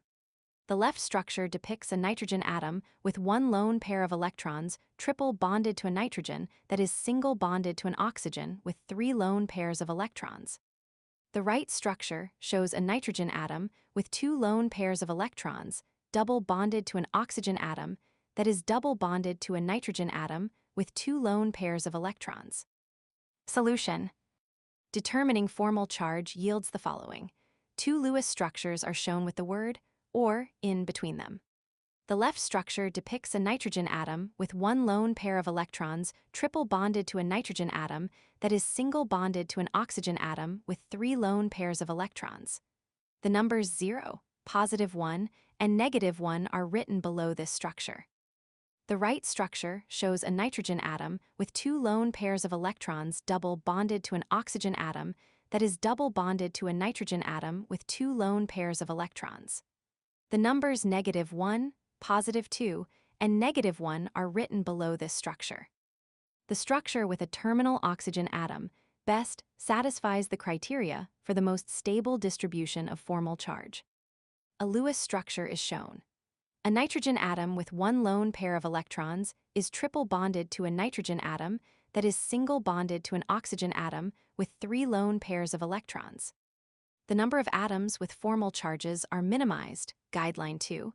There is no formal charge with a magnitude greater than 1, guideline 2. The negative formal charge is on the more electronegative element, guideline 4, and the less electronegative atom is in the center position. Check your learning. Which is the most likely molecular structure for the nitrite? No 2-. Iron, two Lewis structures are shown with the word or written between them. The left structure shows a nitrogen atom with two lone pairs of electrons double bonded to an oxygen atom with one lone pair of electrons that is single bonded to an oxygen atom with three lone pairs of electrons. Brackets surround this structure, and there is a superscripted negative sign. The right structure shows an oxygen atom with two lone pairs of electrons double bonded to a nitrogen atom with one lone pair of electrons that is single bonded to an oxygen with three lone pairs of electrons. Brackets surround this structure, and there is a superscripted negative sign. Answer: O&O. Resonance. Notice that the more likely structure for the nitrite anion in example 7.8 may actually be drawn in two different ways, distinguished by the locations of the NO and N equals O bonds. Two Lewis structures are shown. The left structure shows an oxygen atom with three lone pairs of electrons single bonded to a nitrogen atom with one lone pair of electrons that is double bonded to an oxygen with two lone pairs of electrons. Brackets surround this structure, and there is a superscripted negative sign. The right structure shows an oxygen atom with two lone pairs of electrons double bonded to a nitrogen atom with one lone pair of electrons that is single bonded to an oxygen atom with three lone pairs of electrons. Brackets surround this structure, and there is a superscripted negative sign. If nitrite ions do indeed contain a single and a double bond, we would expect for the two bond lengths to be different. A double bond between two atoms is shorter and stronger than a single bond between the same two atoms. Experiments show, however, that both N-O bonds in No 2- have the same strength and length and are identical in all other properties. It is not possible to write a single Lewis structure for No 2-, in which nitrogen has an octet and both bonds are equivalent. Instead, we use the concept of resonance. If two or more Lewis structures with the same arrangement of atoms can be written for a molecule or ion, the actual distribution of electrons is an average of that shown by the various Lewis structures. The actual distribution of electrons in each of the nitrogen-oxygen bonds in No 2- is the average of a double bond and a single bond. We call the individual Lewis structures resonance forms. The actual electronic structure of the molecule, the average of the resonance forms, is called a resonance hybrid of the individual resonance forms. A double-headed arrow between Lewis structures indicates that they are resonance forms. Two Lewis structures are shown with a double-sided arrow between them. The left structure shows an oxygen atom with three lone pairs of electrons single bonded to a nitrogen atom with one lone pair of electrons that is double bonded to an oxygen with two lone pairs of electrons. Brackets surround this structure, and there is a superscripted negative sign. The right structure shows an oxygen atom with two lone pairs of electrons double bonded to a nitrogen atom with one lone pair of electrons that is single bonded to an oxygen atom with three lone pairs of electrons. Brackets surround this structure, and there is a superscripted negative sign. We should remember that a molecule described as a resonance hybrid never possesses an electronic structure described by either resonance form. It does not fluctuate between resonance forms. Rather, the actual electronic structure is always the average of that shown by all resonance forms. George Welland, one of the pioneers of resonance theory, used a historical analogy to describe the relationship between resonance forms and resonance hybrids. A medieval traveler, having never before seen a rhinoceros, described it as a hybrid of a dragon and a unicorn because it had many properties in common with both. Just as a rhinoceros is neither a dragon sometimes nor a unicorn at other times, a resonance hybrid is neither of its resonance forms at any given time. Like a rhinoceros, it is a real entity that experimental evidence has shown to exist. It has some characteristics in common with its resonance forms, but the resonance forms themselves are convenient, imaginary images, like the unicorn and the dragon. The carbonate anion, Co32-, provides a second example of resonance. 3 Lewis structures are shown with double-headed arrows in between. Each structure is surrounded by brackets, and each has a superscripted 2 negative sign. The left structure depicts a carbon atom bonded to 3 oxygen atoms. It is single bonded to 2 of these oxygen atoms, each of which has 3 lone pairs of electrons, and double bonded to the third, which has 2 lone pairs of electrons. The double bond is located between the lower left oxygen atom and the carbon atom. The central and right structures are the same as the first, but the position of the double-bonded oxygen has moved to the lower right oxygen in the central structure and to the top oxygen in the right structure. One oxygen atom must have a double bond to carbon to complete the octet on the central atom. All oxygen atoms, however, are equivalent, and the double bond could form from any one of the 3 atoms. This gives rise to 3 resonance forms of the carbonate ion. Because we can write 3 identical resonance structures, we know that the actual arrangement of electrons in the carbonate ion is the average of the 3 structures. Again, experiments show that all 3 C-O bonds are exactly the same. Link to learning. Use this online quiz to practice your skills in drawing resonance structures and estimating formal charges. Learning objectives. By the end of this section, you will be able to describe the energetics of covalent and ionic bond formation and breakage. Use the Born-Haber cycle to compute lattice energies for ionic compounds. Use average covalent bond energies to estimate enthalpies of reaction. A bond strength describes how strongly each atom is joined to another atom, and therefore how much energy is required to break the bond between the 2 atoms.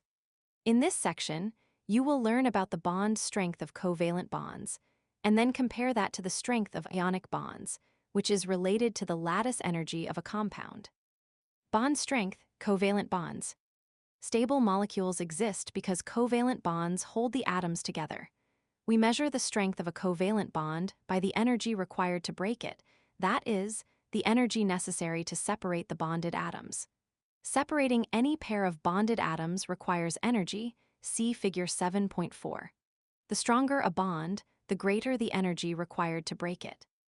The energy required to break a specific covalent bond in 1 mole of gaseous molecules is called the bond energy or the bond dissociation energy. The bond energy for a diatomic molecule, dx, Y, is defined as the standard enthalpy change for the endothermic reaction. XY, letter 1d454x, letter 1d454, plus Y, letter 1d454, dx minus Y equals delta letter 1d43b degrees. For example, the bond energy of the pure covalent H bond, DHH, is 436 kJ per mole of H bonds broken. H2, letter 1d454, 2H, letter 1d454 DH, minus H equals delta letter 1d43b degrees equals 436 kJ. Molecules with 3 or more atoms have 2 or more bonds. The sum of all bond energies in such a molecule is equal to the standard enthalpy change for the endothermic reaction that breaks all the bonds in the molecule. For example, the sum of the 4 C-H bond energies in CH4, 1660 kJ, is equal to the standard enthalpy change of the reaction. A reaction is shown with Lewis structures. The first structure shows a carbon atom single bonded to 4 hydrogen atoms with the symbol G written next to it. A right-facing arrow points to the letter C and the symbol G, which is followed by a plus sign. Next is the number 4, the letter H and the symbol G. To the right of this equation is another equation. capital delta H superscript degree symbol equals 1660 kJ. The average C, H bond energy, dC, H, is 1664 equals 415 kJ/mol because there are 4 moles of C, H bonds broken per mole of the reaction. Although the 4 C, H bonds are equivalent in the original molecule, they do not each require the same energy to break. Once the first bond is broken, which requires 439 kJ/mol, the remaining bonds are easier to break. The 415 kJ/mol value is the average, not the exact value required to break any one bond. The strength of a bond between 2 atoms increases as the number of electron pairs in the bond increases. Generally, as the bond strength increases, the bond length decreases. Thus, we find that triple bonds are stronger and shorter than double bonds between the same 2 atoms. Likewise, double bonds are stronger and shorter than single bonds between the same 2 atoms. Average bond energies for some common bonds appear in Table 7.2, and a comparison of bond lengths and bond strengths for some common bonds appears in Table 7.3. When one atom bonds to various atoms in a group, the bond strength typically decreases as we move down the group. For example, C, F is 439 kJ/mol, C, Cl is 330 kJ/mol, and C, Br is 275 kJ/mol. Bond energies, kJ/mol. Bond energy, bond energy, bond energy. H 436C, S 260F, Cl 255. H C 415C, Cl 330F, Br 235. H N 390C, Br 275C, C 230. H O 464C, 240C, P 215.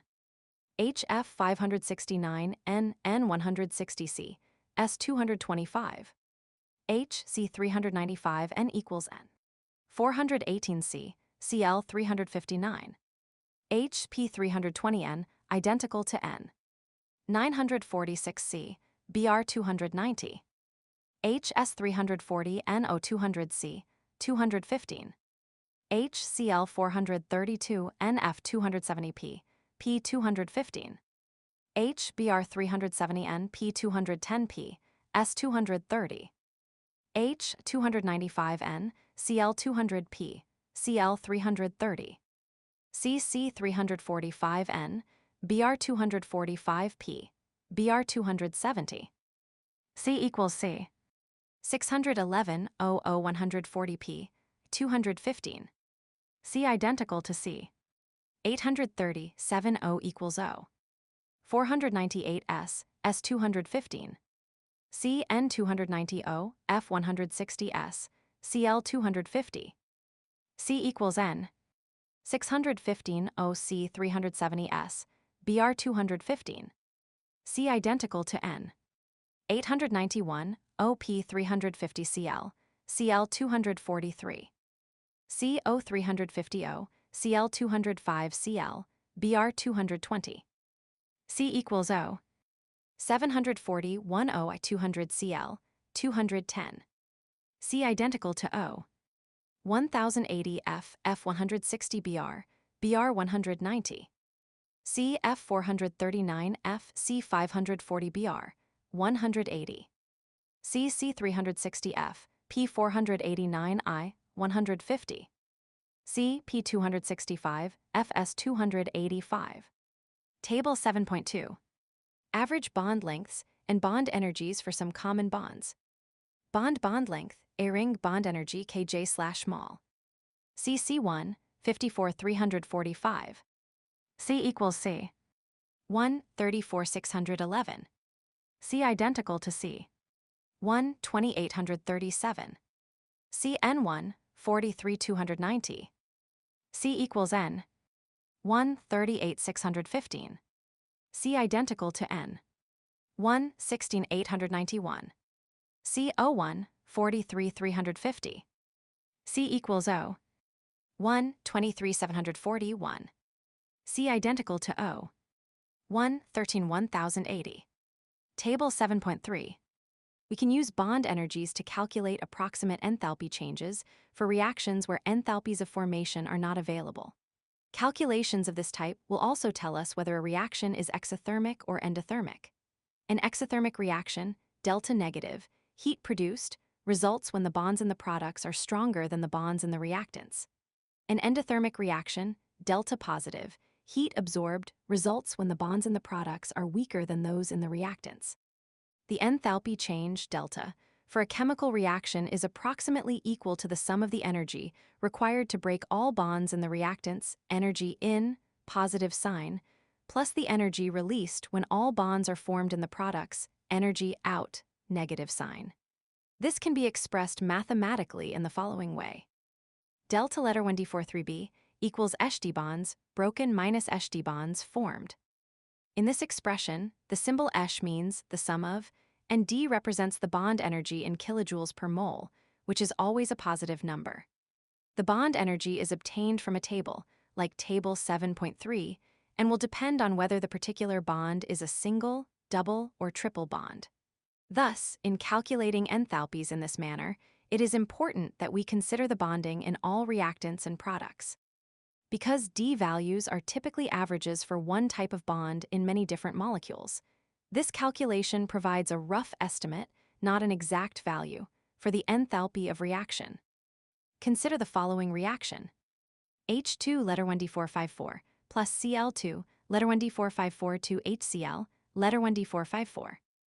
Or HH letter 1d454 plus Cl, Cl letter 1d454 to HCl letter 1d454.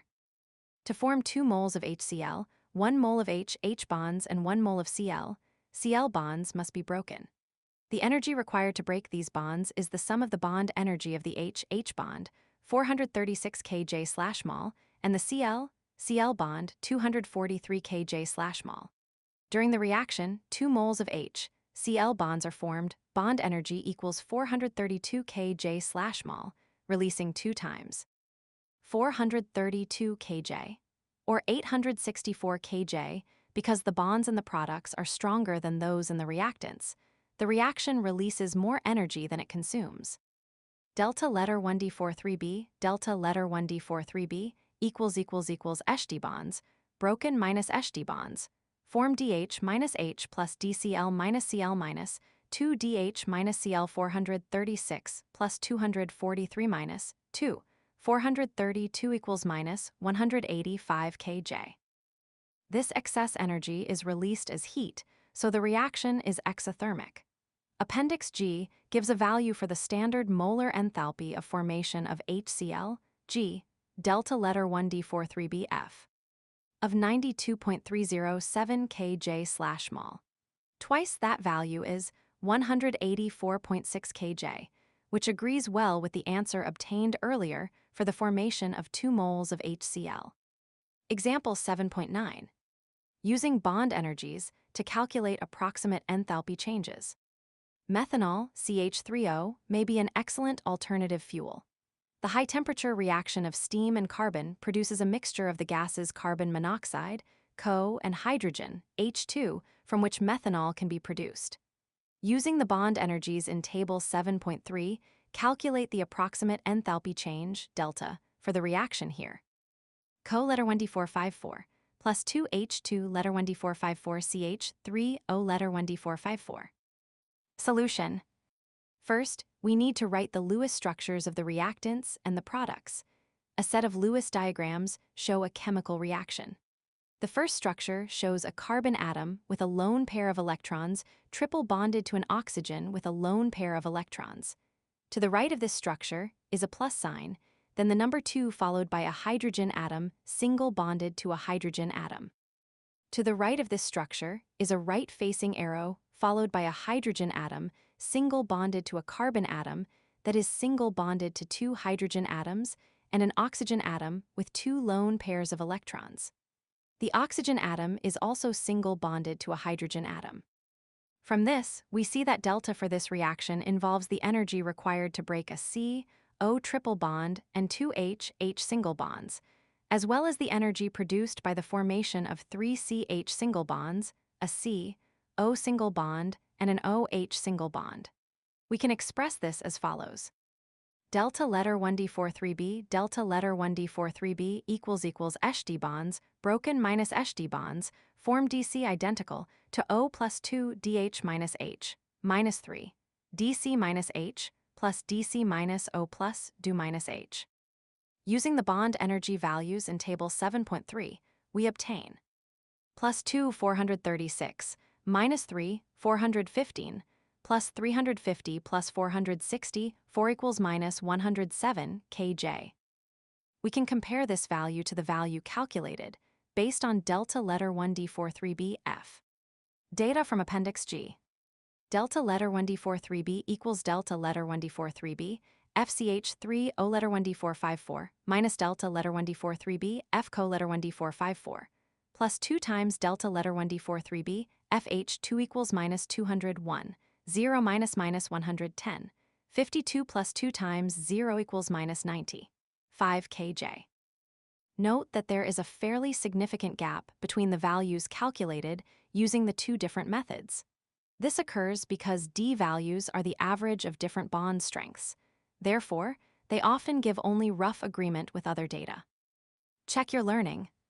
Ethyl alcohol, CH3CH2OH, was one of the first organic chemicals deliberately synthesized by humans. It has many uses in industry, and it is the alcohol contained in alcoholic beverages. It can be obtained by the fermentation of sugar or synthesized by the hydration of ethylene in the following reaction. A set of Lewis structures show a chemical reaction. The first structure shows 2 carbon atoms that are double bonded together and are each single bonded to 2 hydrogen atoms. This structure is followed by a plus sign, then an oxygen atom with 2 lone pairs of electrons, single bonded to 2 hydrogen atoms. A right-facing arrow leads to a carbon atom single bonded to 3 hydrogen atoms and a second carbon atom. The second carbon atom is single bonded to 2 hydrogen atoms and an oxygen atom with 2 lone pairs of electrons. The oxygen atom is single bonded to a hydrogen atom as well. Using the bond energies in Table 7.3, calculate an approximate enthalpy change, delta, for this reaction. Answer: 35 kJ. Ionic bond strength and lattice energy. An ionic compound is stable because of the electrostatic attraction between its positive and negative ions. The lattice energy of a compound is a measure of the strength of this attraction. The lattice energy, delta H lattice, of an ionic compound is defined as the energy required to separate 1 mole of the solid into its component gaseous ions. For the ionic solid mx, the lattice energy is the enthalpy change of the process. mx. Note that we are using the convention where the ionic solid is separated into ions, so our lattice energies will be endothermic, positive values.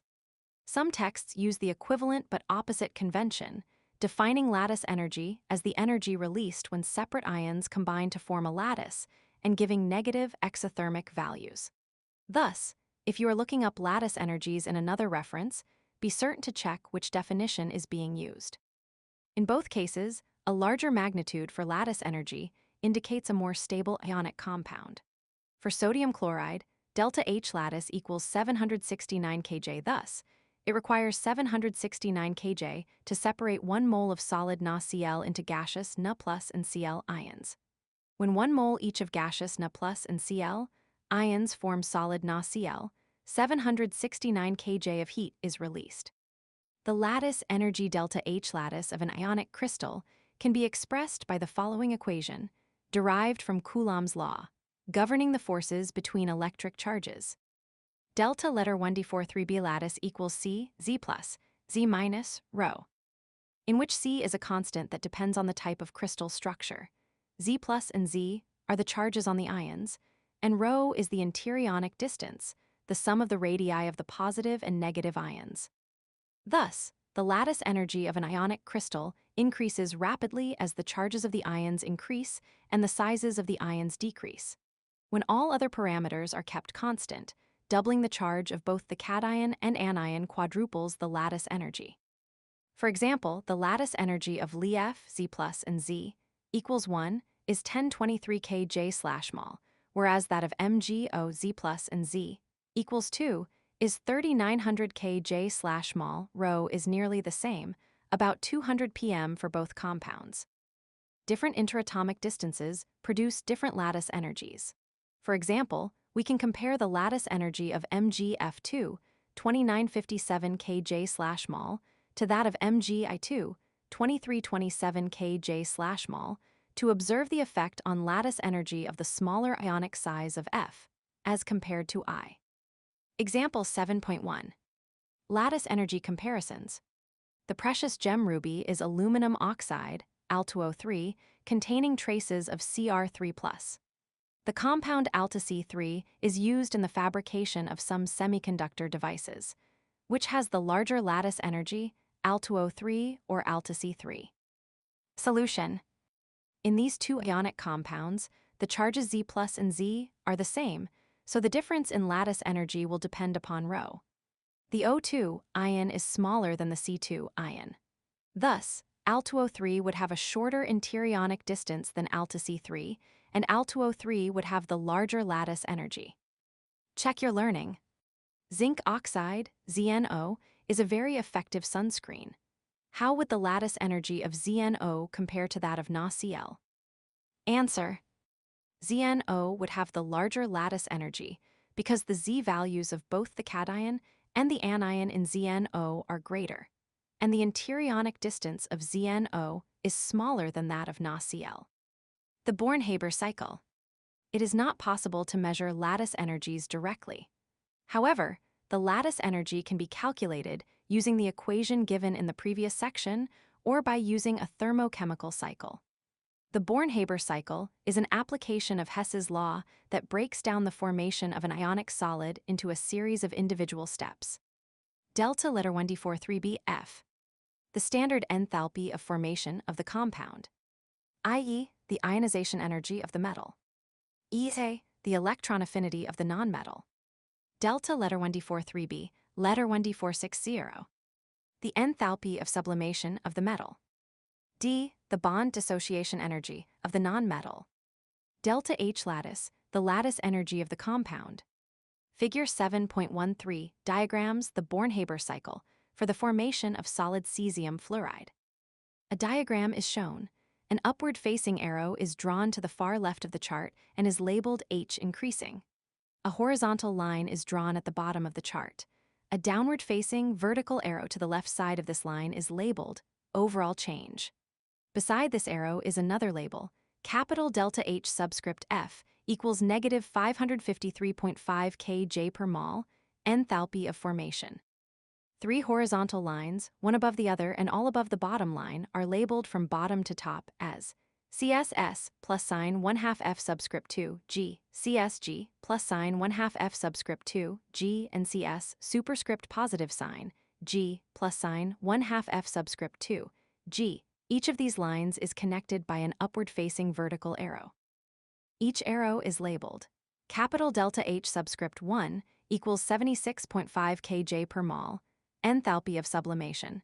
Capital delta H subscript 2 equals 375.7 kJ per mol, ionization energy, and capital delta H subscript 3 equals 79.4 kJ/mol, 1/2 dissociation energy. Another horizontal line is drawn in the center top portion of the diagram and is labeled CS, superscript positive sign, G plus sign F, G. There is one more horizontal line drawn to the right of the overall diagram and located halfway down the image. An arrow connects the top line to this line and is labeled capital delta H equals negative 328.2 kJ/mol, electron affinity. The line is labeled CS superscript positive sign, G, plus F superscript negative sign, G. The arrow connecting this line to the bottom line is labeled negative capital delta H subscript lattice equals negative 756.9 kJ/mol. The arrow points to a label on the bottom line which reads CSFS. Figure 7.13. The Born-Haber cycle shows the relative energies of each step involved in the formation of an ionic solid from the necessary elements in their reference states. We begin with the elements in their most common states, CS, S, and F2G. The delta letter 1d43b letter 1d460 represents the conversion of solid cesium into a gas, and then the ionization energy converts the gaseous cesium atoms into cations. In the next step, we account for the energy required to break the F-F bond to produce fluorine atoms. Converting 1 mole of fluorine atoms into fluoride ions is an exothermic process, so this step gives off energy, the electron affinity, and is shown as decreasing along the y-axis. We now have 1 mole of CS cations and 1 mole of F anions. These ions combine to produce solid cesium fluoride. The enthalpy change in this step is the negative of the lattice energy, so it is also an exothermic quantity. The total energy involved in this conversion is equal to the experimentally determined enthalpy of formation, delta letter 1d43bF, of the compound from its elements. In this case, the overall change is exothermic. Hess's law can also be used to show the relationship between the enthalpies of the individual steps and the enthalpy of formation. Table 7.4 shows this for fluoride, CSF. Enthalpy of sublimation of CS, SCS, letter 1d460 CS, letter 1d454. Delta letter 1d43b equals delta letter 1d43b, letter 1d460 equals 76. 5 kJ/mol. 1/2 of the bond energy of F212F2, letter 1d454F, letter 1d454. Delta letter 1d43b equals 12 letter 1d437 equals 79. 4 kJ/mol. Ionization energy of CS, GCS, letter 1d454, CS plus, letter 1d454 plus E minus. Delta letter 1d43b equals letter 1d436 letter 1d438 equals 375. 7 kJ/mol. Electron affinity of FF, letter 1d454 plus E minus F minus, letter 1d454. Delta letter 1d43b equals letter 1d438 letter 1d434 equals minus 328. 2 kJ/mol. Negative of the lattice energy of CSF, SCS plus, letter 1d454 plus F minus, letter 1d454, CSF, letter 1d460. Delta letter 1d43b equals minus delta, letter 1d43b lattice equals. Enthalpy of formation of CSF, S, add steps 1, 5 CSF, CSF. Delta letter 1d43b equals minus 553, 5 kJ/mol. Table 7.4. Thus, the lattice energy can be calculated from other values.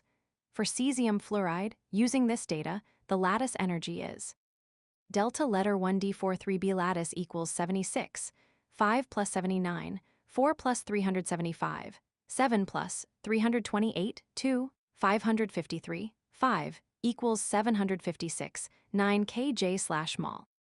The Born-Haber cycle may also be used to calculate any one of the other quantities in the equation for lattice energy, provided that the remainder is known. For example, if the relevant enthalpy of sublimation delta letter 1d43b, letter 1d460. Ionization energy, i.e., bond dissociation enthalpy, d, lattice energy delta H lattice, and standard enthalpy of formation delta letter 1d43bF are known, the Born-Haber cycle can be used to determine the electron affinity of an atom. Lattice energies calculated for ionic compounds are typically much higher than bond dissociation energies measured for covalent bonds. Whereas lattice energies typically fall in the range of 604,000 kJ/mol, some even higher, covalent bond dissociation energies are typically between 150–400 kJ/mol for single bonds. Keep in mind, however, that these are not directly comparable values. For ionic compounds, lattice energies are associated with many interactions, as cations and anions pack together in an extended lattice. For covalent bonds, the bond dissociation energy is associated with the interaction of just 2 atoms. Learning objectives. By the end of this section, you will be able to predict the structures of small molecules using valence shell electron pair repulsion, VSEPR, theory. Explain the concepts of polar covalent bonds and molecular polarity. Assess the polarity of a molecule based on its bonding and structure. Thus far, we have used 2-dimensional Lewis structures to represent molecules. However, molecular structure is actually three-dimensional, and it is important to be able to describe molecular bonds in terms of their distances, angles, and relative arrangements in space. Figure 7.14. A bond angle is the angle between any two bonds that include a common atom, usually measured in degrees. A bond distance, or bond length, is the distance between the nuclei of two bonded atoms along the straight line joining the nuclei. Bond distances are measured in angstroms. 1 A ring equals 1010 m, or picometers. 1 pm equals 1012 m. 100 pm equals 1 A ring. A pair of images are shown. The left image shows a carbon atom with 3 atoms bonded in a triangular arrangement around it. There are 2 hydrogen atoms bonded on the left side of the carbon, and the angle between them is labeled 118 degrees and bond angle. The carbon is also double bonded to an oxygen atom. The double bond is shaded, and there is a bracket which labels the bond length angstrom, center to center, and 1.21 angstrom. The right image shows a ball and stick model of the same elements. The hydrogen atoms are white, the carbon atom is black, and the oxygen atom is red. Figure 7.14 bond distances, lengths, and angles are shown for the formaldehyde molecule, H2CO. VSEPR theory. Valence shell electron pair repulsion theory, VSEPR theory, enables us to predict the molecular structure, including approximate bond angles around a central atom, of a molecule from an examination of the number of bonds and lone electron pairs in its Lewis structure. The VSEPR model assumes that electron pairs in the valence shell of a central atom will adopt an arrangement that minimizes repulsions between these electron pairs by maximizing the distance between them. The electrons in the valence shell of a central atom form either bonding pairs of electrons, located primarily between bonded atoms, or lone pairs. The electrostatic repulsion of these electrons is reduced when the various regions of high electron density assume positions as far from each other as possible. VSEPR theory predicts the arrangement of electron pairs around each central atom and, usually, the correct arrangement of atoms in a molecule. We should understand, however, that the theory only considers electron pair repulsions.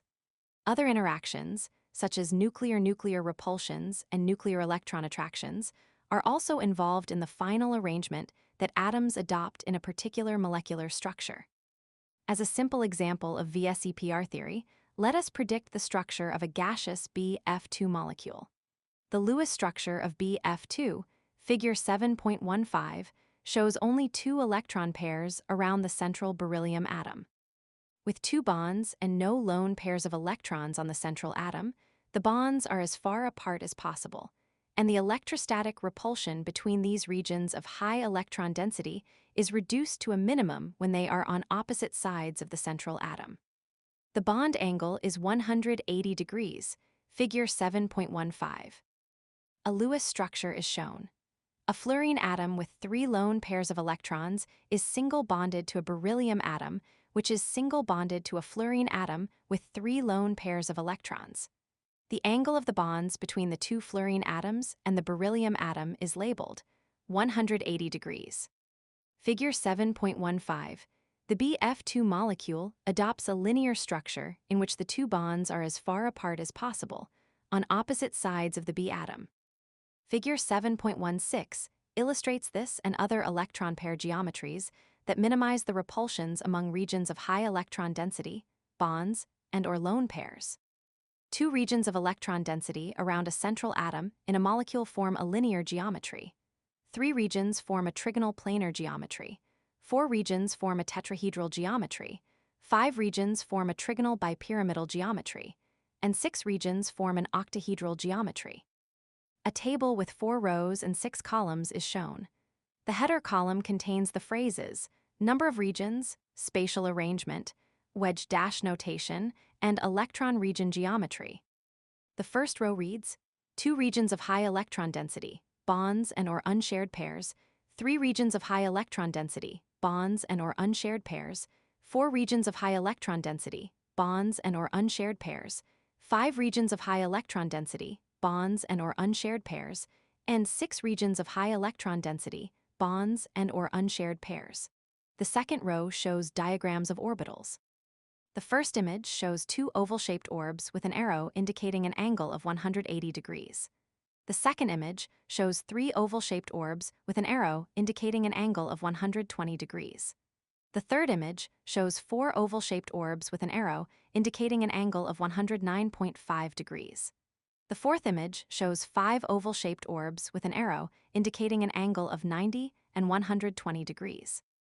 The fifth image shows six oval-shaped orbs with an arrow indicating an angle of 90 degrees. The third row contains Lewis structures. The first structure shows a beryllium atom single bonded to two hydrogen atoms. The second structure shows a boron atom single bonded to three hydrogen atoms. The third structure shows a carbon atom single bonded to four hydrogen atoms. The fourth structure shows a phosphorus atom single bonded to five fluorine atoms. The fifth structure shows a sulfur atom single bonded to six fluorine atoms. The fourth row contains the phrases linear, 180-degree angle, trigonal planar, all angles 120 degrees, tetrahedral, all angles 109.5 degrees, trigonal bipyramidal, angles of 90 degrees and 120 degrees.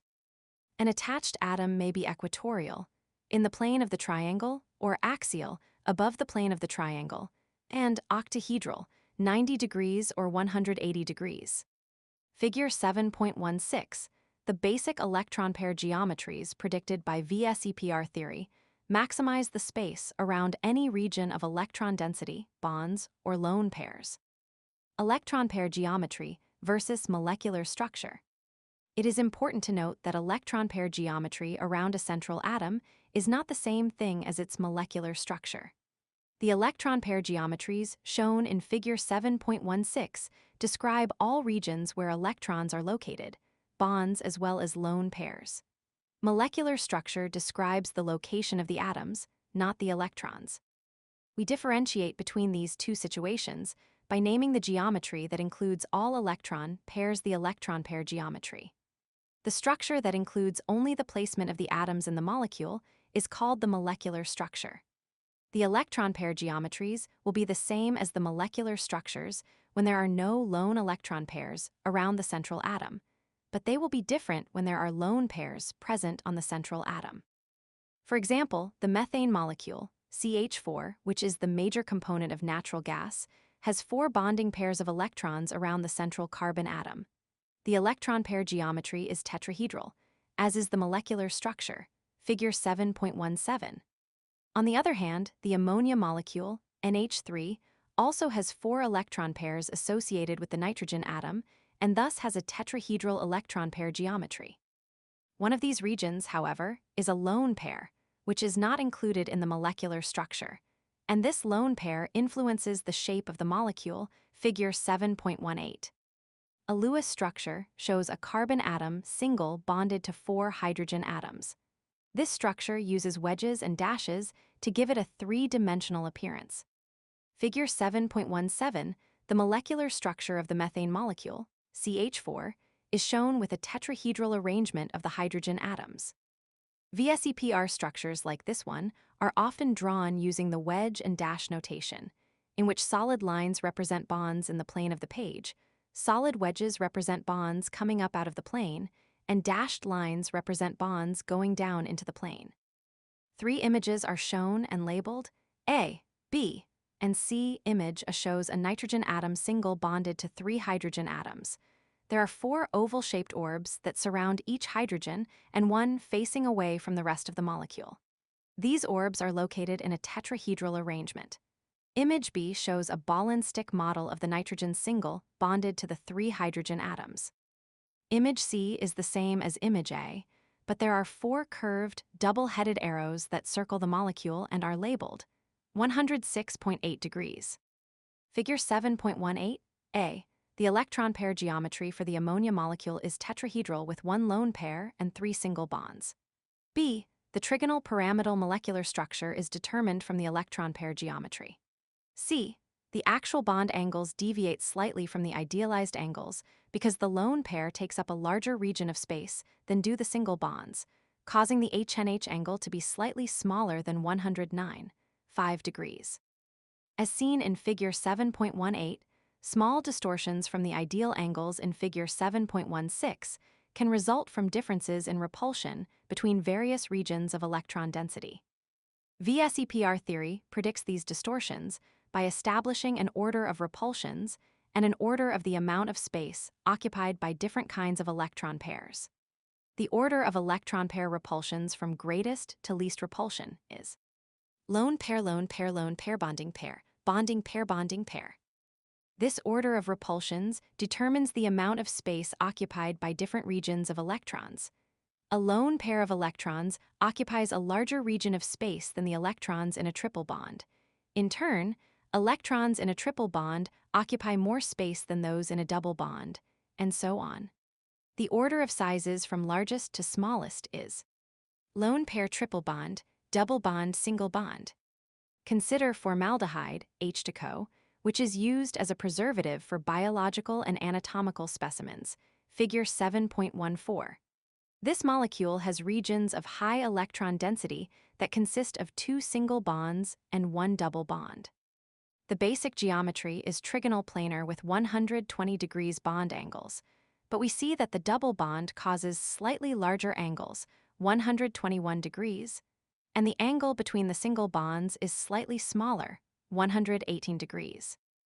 In the ammonia molecule, the 3 hydrogen atoms attached to the central nitrogen are not arranged in a flat, trigonal planar molecular structure, but rather in a 3-dimensional trigonal pyramid, figure 7.18, with the nitrogen atom at the apex and the 3 hydrogen atoms forming the base.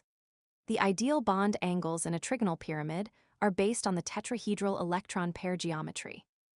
Again, there are slight deviations from the ideal because lone pairs occupy larger regions of space than do bonding electrons. The H, N, H bond angles in NH3 are slightly smaller than the 109, 5 degrees angle in a regular tetrahedron, figure 7.16, because the lone pair bonding pair repulsion is greater than the bonding pair repulsion, figure 7.18. Figure 7.19 illustrates the ideal molecular structures, which are predicted based on the electron pair geometries for various combinations of lone pairs and bonding pairs. A table is shown that is comprised of 6 rows and 6 columns. The header row reads, number of electron regions, electron region geometries, 0 lone pair, 1 lone pair, 2 lone pairs, 3 lone pairs, and 4 lone pairs.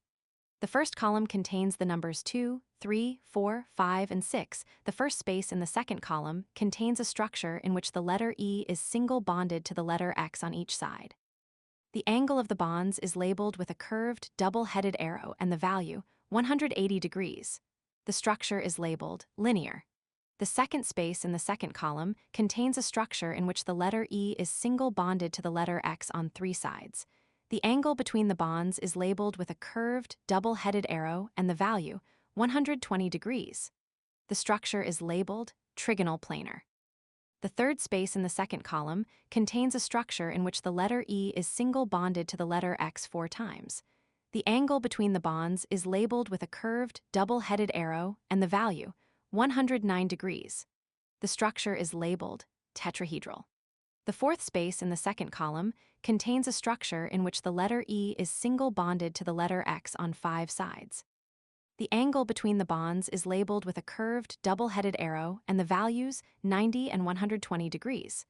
The structure is labeled trigonal bipyramid. The fifth space in the second column contains a structure in which the letter E is single bonded to the letter X on 6 sides.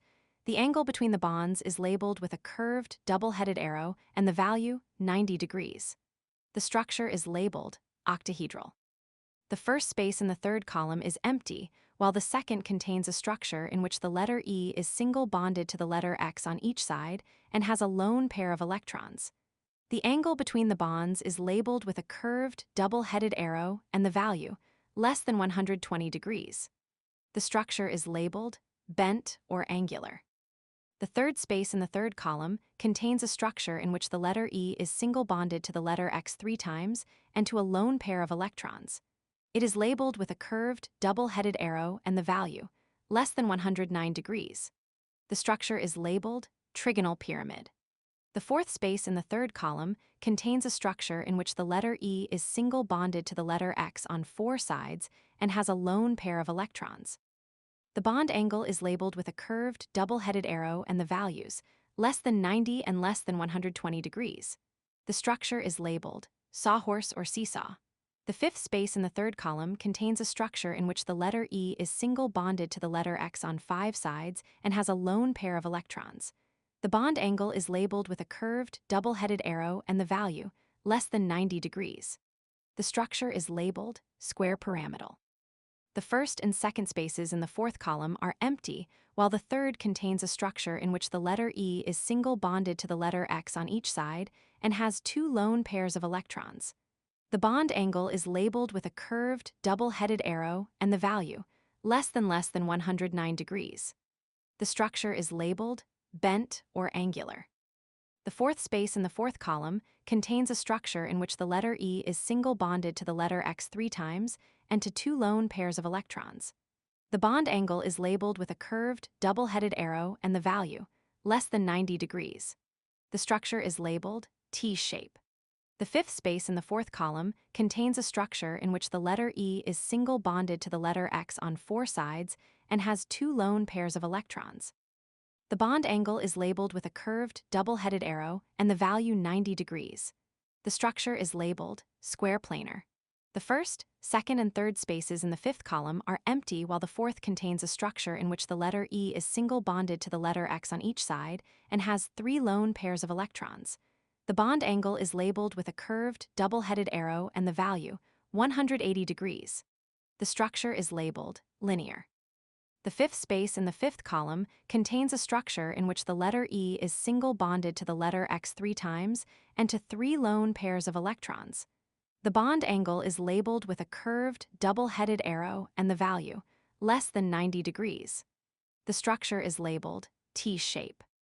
The first, second, third, and fourth spaces in the sixth column are empty, while the fifth contains a structure in which the letter E is single bonded to the letter X on each side and has 4 lone pairs of electrons. The bond angle is labeled with a curved, double-headed arrow and the value 180 degrees. The structure is labeled linear. All the structures use wedges and dashes to give them 3-dimensional appearances. Figure 7.19, the molecular structures are identical to the electron pair geometries when there are no lone pairs present, first column. For a particular number of electron pairs, rho, the molecular structures for one or more lone pairs are determined based on modifications of the corresponding electron pair geometry. According to VSEPR theory, the terminal atom locations, XS in figure 7.19, are equivalent within the linear, trigonal planar, and tetrahedral electron pair geometries, the first 3 rows of the table. It does not matter which X is replaced with a lone pair because the molecules can be rotated to convert positions. For trigonal bipyramidal electron pair geometries, however, there are 2 distinct X positions, as shown in figure 7.2. An axial position: if we hold a model of a trigonal bipyramid by the 2 axial positions, we have an axis around which we can rotate the model, and an equatorial position. 3 positions form an equator around the middle of the molecule. As shown in figure 7.19, the axial position is surrounded by bond angles of 90 degrees, whereas the equatorial position has more space available because of the 120 degrees bond angles. In a trigonal bipyramidal electron pair geometry, lone pairs always occupy equatorial positions because these more spacious positions can more easily accommodate the larger lone pairs. Theoretically, we can come up with 3 possible arrangements for the 3 bonds and 2 lone pairs for the ClF3 molecule, figure 7.2. The stable structure is the one that puts the lone pairs in equatorial locations, giving a T-shaped molecular structure. 4 sets of images are shown and labeled A, B, C, and D. Each image is separated by a dashed vertical line. Image A shows a 6-faced bipyramidal structure where the central vertical axis is labeled axial and the horizontal plane is labeled equatorial. Image B shows a pair of diagrams in the same shape as image A. But in these diagrams, the left has a chlorine atom in the center, while the right has a chlorine atom in the center. 2 fluorine atoms on the upper and lower ends, and 1 fluorine in the left horizontal position. Image C shows a pair of diagrams in the same shape as image A. But in these diagrams, the left has a chlorine atom in the center, while the right has a chlorine atom in the center and 3 fluorine atoms in each horizontal position. Image D shows a pair of diagrams in the same shape as image A. But in these diagrams, the left has a chlorine atom in the center, while the right has a chlorine atom in the center, 2 fluorine atoms in the horizontal positions, and 1 in the axial bottom position. Figure 7.2a, in a trigonal bipyramid, the 2 axial positions are located directly across from one another, whereas the 3 equatorial positions are located in a triangular arrangement. BD, the 2 lone pairs, red lines, in ClF3 have several possible arrangements, but the T-shaped molecular structure, B, is the one actually observed, consistent with the larger lone pairs both occupying equatorial positions. When a central atom has 2 lone electron pairs and 4 bonding regions, we have an octahedral electron pair geometry. The 2 lone pairs are on opposite sides of the octahedron, 180 degrees apart, giving a square planar molecular structure that minimizes lone pair repulsions. Figure 7.19. Predicting electron pair geometry and molecular structure. The following procedure uses VSEPR theory to determine the electron pair geometries and the molecular structures. Write the Lewis structure of the molecule or polyatomic ion. Count the number of regions of electron density, lone pairs and bonds, around the central atom. A single, double, or triple bond counts as one region of electron density. Identify the electron pair geometry based on the number of regions of electron density: linear, trigonal planar, tetrahedral, trigonal bipyramidal, or octahedral. Figure 7.19, first column. Use the number of lone pairs to determine the molecular structure. Figure 7.19. If more than one arrangement of lone pairs and chemical bonds is possible, choose the one that will minimize repulsions, remembering that lone pairs occupy more space than multiple bonds, which occupy more space than single bonds. In trigonal bipyramidal arrangements, repulsion is minimized when every lone pair is in an equatorial position. In an octahedral arrangement with 2 lone pairs, repulsion is minimized when the lone pairs are on opposite sides of the central atom. The following examples illustrate the use of VSEPR theory to predict the molecular structure of molecules or ions that have no lone pairs of electrons. In this case, the molecular structure is identical to the electron pair geometry. Example 7.11. Predicting electron pair geometry and molecular structure, CO2 and BCl3. Predict the electron pair geometry and molecular structure for each of the following. A carbon dioxide, CO2, a molecule produced by the combustion of fossil fuels. B. Boron trichloride, BCl3, an important industrial chemical. Solution. A. We write the Lewis structure of CO2 as: a Lewis structure shows a carbon atom double bonded on both the left and right sides to oxygen atoms that each have 2 lone pairs of electrons. This shows us 2 regions of high electron density around the carbon atom. Each double bond counts as one region, and there are no lone pairs on the carbon atom. Using VSEPR theory, we predict that the 2 regions of electron density arrange themselves on opposite sides of the central atom with a bond angle of 180 degrees. The electron pair geometry and molecular structure are identical, and CO2 molecules are linear. B. We write the Lewis structure of BCl3 as: a Lewis structure depicts a boron atom that is single bonded to 3 chlorine atoms, each of which has 3 lone pairs of electrons. Thus we see that BCl3 contains 3 bonds, and there are no lone pairs of electrons on boron. The arrangement of 3 regions of high electron density gives a trigonal planar electron pair geometry. The B-Cl bonds lie in a plane with 120 degrees angles between them. BCl3 also has a trigonal planar molecular structure, figure 7.21. A Lewis structure depicts a boron atom that is single bonded to 3 chlorine atoms, each of which is oriented in the same flat plane. This figure uses dashes and wedges to give it a 3-dimensional appearance. Figure 7.21. The electron pair geometry and molecular structure of BCl3 are both trigonal planar. Note that the VSEPR geometry indicates the correct bond angles, 120 degrees, unlike the Lewis structure shown above. Check your learning. Carbonate, Co32-, is a common polyatomic ion found in various materials from eggshells to antacids. What are the electron pair geometry and molecular structure of this polyatomic ion? Answer: the electron pair geometry is trigonal planar and the molecular structure is trigonal planar. Due to resonance, all three CO bonds are identical. Whether they are single, double, or an average of the two, each bond counts as one region of electron density. Example 7.12. Predicting electron pair geometry and molecular structure. Ammonium. Two of the top 50 chemicals produced in the United States, ammonium nitrate and ammonium sulfate, both used as fertilizers, contain the ammonium ion.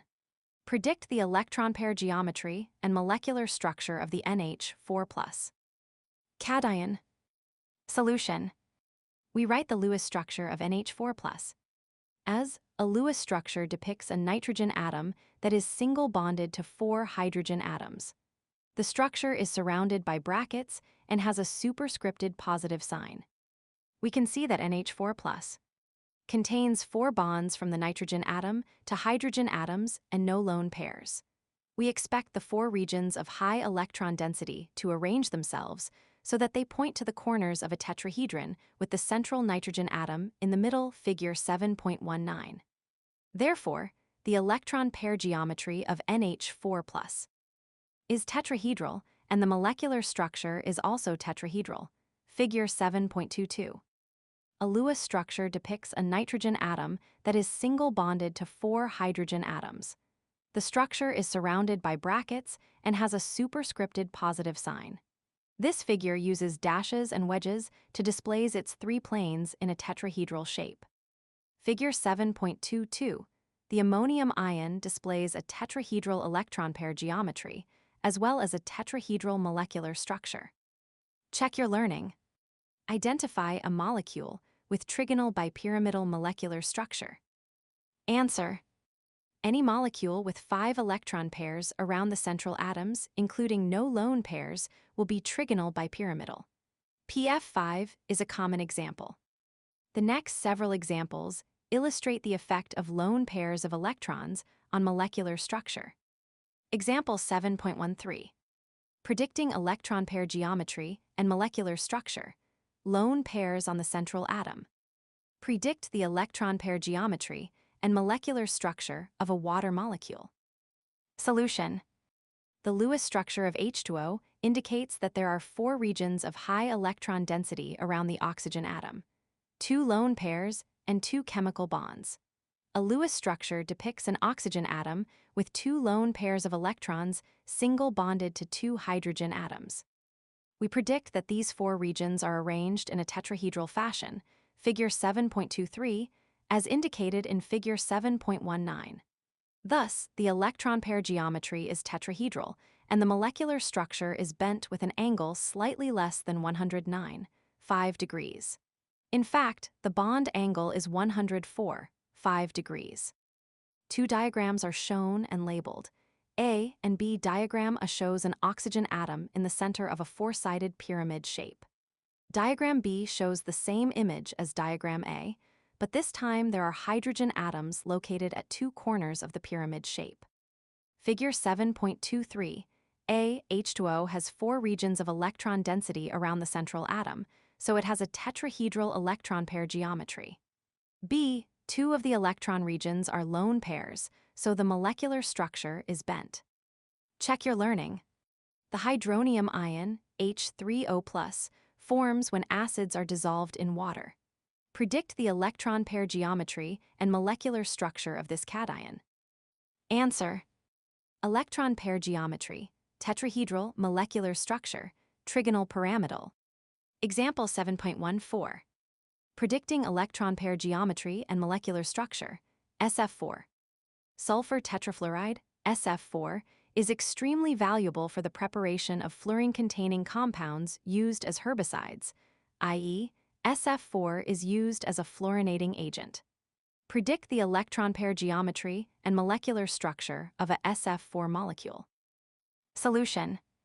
The Lewis structure of SF4 indicates 5 regions of electron density around the sulfur atom, 1 lone pair and 4 bonding pairs. A Lewis diagram depicts a sulfur atom with 1 lone pair of electrons single bonded to 4 fluorine atoms, each with 3 lone pairs of electrons. We expect these 5 regions to adopt a trigonal bipyramidal electron pair geometry. To minimize lone pair repulsions, the lone pair occupies one of the equatorial positions. The molecular structure, figure 7.24, is that of a seesaw, figure 7.19. 2 diagrams are shown and labeled. A and B diagram shows a sulfur atom in the center of a 6-sided bipyramidal shape.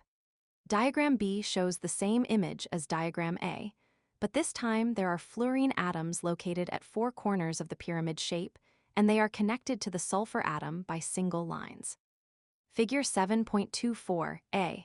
SF4 has a trigonal bipyramidal arrangement of the 5 regions of electron density. B, one of the regions is a lone pair, which results in a seesaw-shaped molecular structure. Check your learning. Predict the electron pair geometry and molecular structure for molecules of ZF2. Answer. The electron pair geometry is trigonal bipyramidal. The molecular structure is linear. Example 7.15. Predicting electron pair geometry and molecular structure, ZF4. Of all the noble gases, xenon is the most reactive, frequently reacting with elements such as oxygen and fluorine. Predict the electron pair geometry and molecular structure of the ZF4 molecule. Solution. The Lewis structure of ZF4 indicates 6 regions of high electron density around the xenon atom, 2 lone pairs and 4 bonds. A Lewis structure depicts a xenon atom with 2 lone pairs of electrons that is single bonded to 4 fluorine atoms, each with 3 lone pairs of electrons. These 6 regions adopt an octahedral arrangement, figure 7.19, which is the electron pair geometry. To minimize repulsions, the lone pairs should be on opposite sides of the central atom, figure 7.25. The 5 atoms are all in the same plane and have a square planar molecular structure. 2 diagrams are shown and labeled. A and B diagram shows a xenon atom in the center of an 8-sided octahedral shape. Diagram B shows the same image as diagram A, but this time there are fluorine atoms located at the 4 corners of the shape in the horizontal plane. They are connected to the xenon by single lines. Figure 7.25. A. ZF4 adopts an octahedral arrangement with 2 lone pairs, red lines, and 4 bonds in the electron pair geometry. B. The molecular structure is square planar with the lone pairs directly across from one another. Check your learning. In a certain molecule, the central atom has 3 lone pairs and 2 bonds. What will the electron pair geometry and molecular structure be? Answer. Electron pair geometry, trigonal bipyramidal, molecular structure, linear. Molecular structure for multicenter molecules.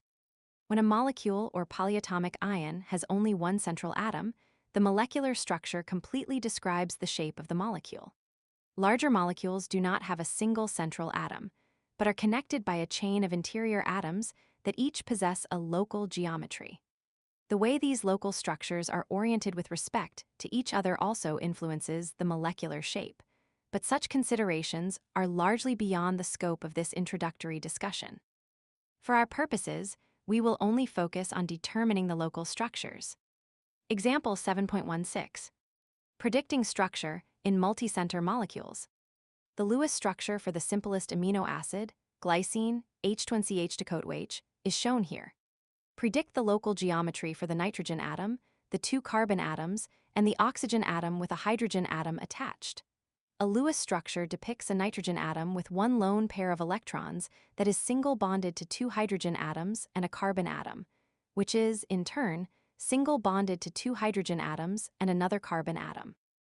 This carbon atom is double bonded to an oxygen atom with 2 lone pairs of electrons, and single bonded to an oxygen that has 2 lone pairs of electrons and a single bond to a hydrogen atom.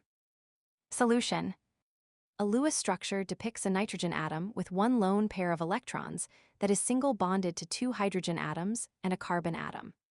The atoms described are drawn with bonds that indicate a three-dimensional, tetrahedral shape around the nitrogen atom. The carbon is, in turn, single bonded to two hydrogen atoms and another carbon atom. And again, a tetrahedral, three-dimensional configuration is indicated by the types of bonds. This second carbon atom is double bonded to an oxygen atom and single bonded to an oxygen that has two lone pairs of electrons and a single bond to a hydrogen atom. Consider each central atom independently. The electron pair geometries. Nitrogen, 4 regions of electron density, tetrahedral. Carbon CH2, 4 regions of electron density, tetrahedral. Carbon CO2, 3 regions of electron density, trigonal planar. Oxygen O, 4 regions of electron density, tetrahedral. The local structures. Nitrogen 3 bonds, 1 lone pair, trigonal pyramidal. Carbon CH2, 4 bonds, no lone pairs, tetrahedral. Carbon CO2, 3 bonds, double bond counts as 1 bond, no lone pairs, trigonal planar. Oxygen O, 2 bonds, 2 lone pairs, bent, 109 degrees. Check your learning. Another amino acid is alanine, which has the Lewis structure shown here. Predict the electron pair geometry and local structure of the nitrogen atom, the 3 carbon atoms, and the oxygen atom with hydrogen attached. A Lewis structure depicts a nitrogen atom with 2 lone pairs of electrons that is single bonded to 2 hydrogen atoms and a carbon atom, which is, in turn, single bonded to a hydrogen atom, a methyl group, and another carbon atom. This carbon atom is single bonded to an oxygen atom with 2 lone pairs of electrons, and single bonded to an oxygen that has 2 lone pairs of electrons and a single bond to a hydrogen atom. Answer. Electron pair geometries. Nitrogen tetrahedral, carbon CH, tetrahedral, carbon CH3, tetrahedral, carbon CO2, trigonal planar, oxygen O, tetrahedral. Local structures, nitrogen trigonal pyramidal, carbon CH, tetrahedral, carbon CH3, tetrahedral, carbon CO2, trigonal planar, oxygen O, bent, 109 degrees. Link to learning. The Molecular Shape Simulator lets you build various molecules and practice naming their electron pair geometries and molecular structures. Example 7.17. Molecular simulation. Using Molecular Shape Simulator allows us to control whether bond angles and/or lone pairs are displayed by checking or unchecking the boxes under Options on the right. We can also use the Name checkboxes at bottom left to display or hide the electron pair geometry, called electron geometry, in the simulator, and/or molecular structure, called molecular shape, in the simulator. Build the molecule HCN in the simulator based on the following Lewis structure. HC identical to N. Click on each bond type or lone pair at right to add that group to the central atom.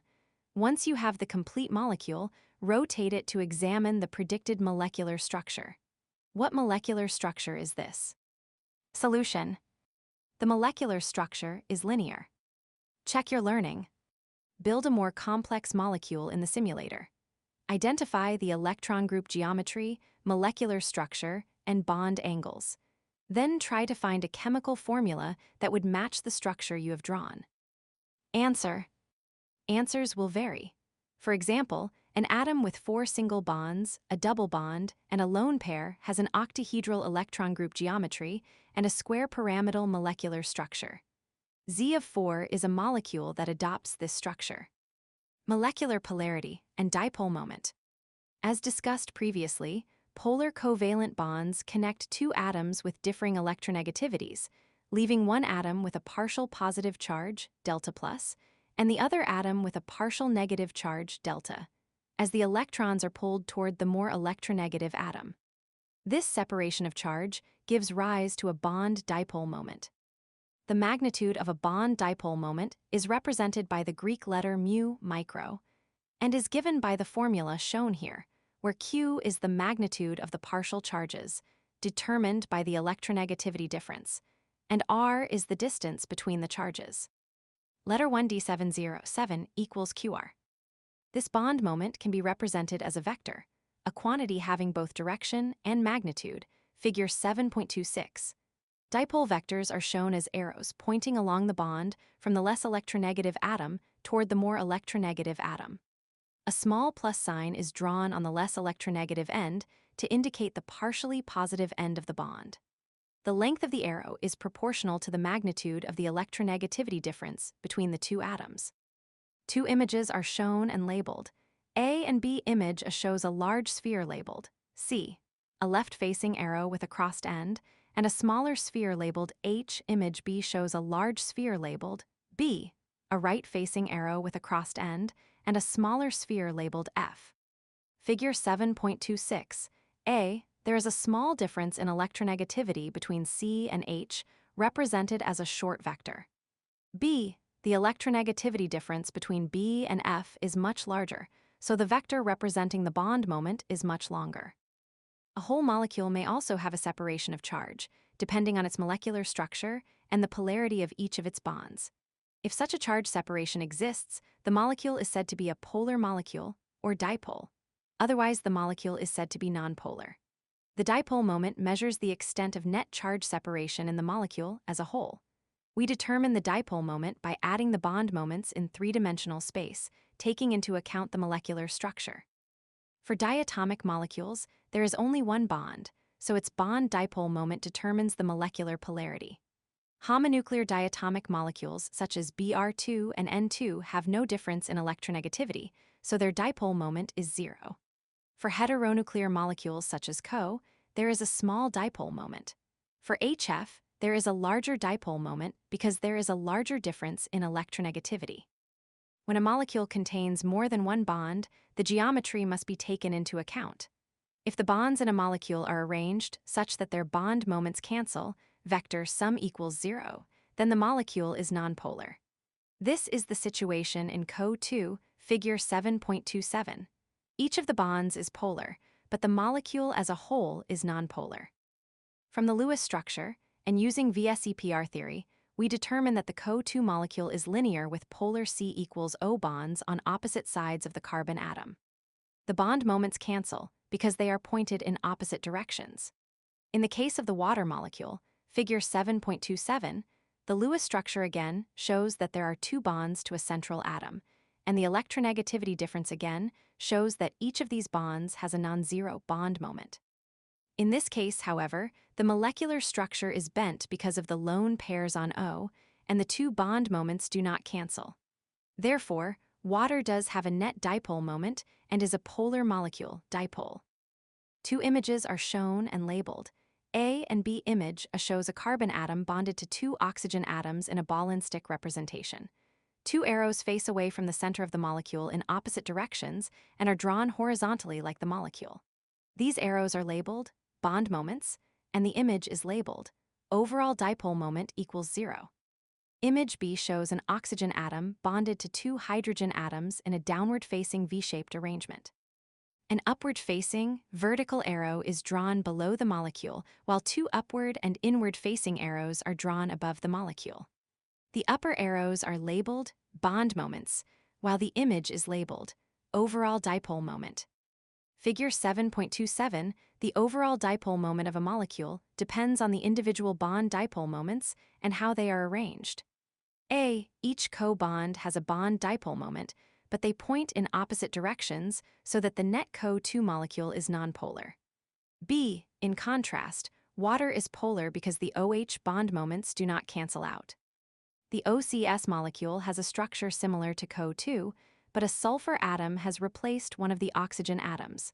To determine if this molecule is polar, we draw the molecular structure. VSEPR theory predicts a linear molecule. An image shows a carbon atom double bonded to a sulfur atom and an oxygen atom which are arranged in a horizontal plane. Two arrows face away from the center of the molecule in opposite directions and are drawn horizontally like the molecule. The left-facing arrow is larger than the right-facing arrow. These arrows are labeled bond moments, and a left-facing arrow below the molecule is labeled overall dipole moment. The CO bond is considerably polar. Although C and S have very similar electronegativity values, S is slightly more electronegative than C, and so the CS bond is just slightly polar. Because oxygen is more electronegative than sulfur, the oxygen end of the molecule is the negative end. Chloromethane, CH3Cl, is a tetrahedral molecule with 3 slightly polar CH bonds and a more polar CCl bond. The relative electronegativities of the bonded atoms is HCCl, and so the bond moments all point toward the Cl end of the molecule and sum to yield a considerable dipole moment. The molecules are relatively polar. An image shows a carbon atom single bonded to 3 hydrogen atoms and a chlorine atom. There are arrows with crossed ends pointing from the hydrogen to the carbon near each bond, and one pointing from the carbon to the chlorine along that bond. The carbon and chlorine arrow is longer. This image uses dashes and wedges to give it a three-dimensional appearance. For molecules of high symmetry such as BF3, trigonal planar, CH4 tetrahedral, PF5 trigonal bipyramidal, and SF6 octahedral, all the bonds are of identical polarity, same bond moment, and they are oriented in geometries that yield nonpolar molecules. Dipole moment is 0. Molecules of less geometric symmetry, however, may be polar even when all bond moments are identical. For these molecules, the directions of the equal bond moments are such that they sum to give a non-zero dipole moment and a polar molecule. Examples of such molecules include hydrogen sulfide, H2S, nonlinear, and ammonia, NH3 trigonal pyramidal.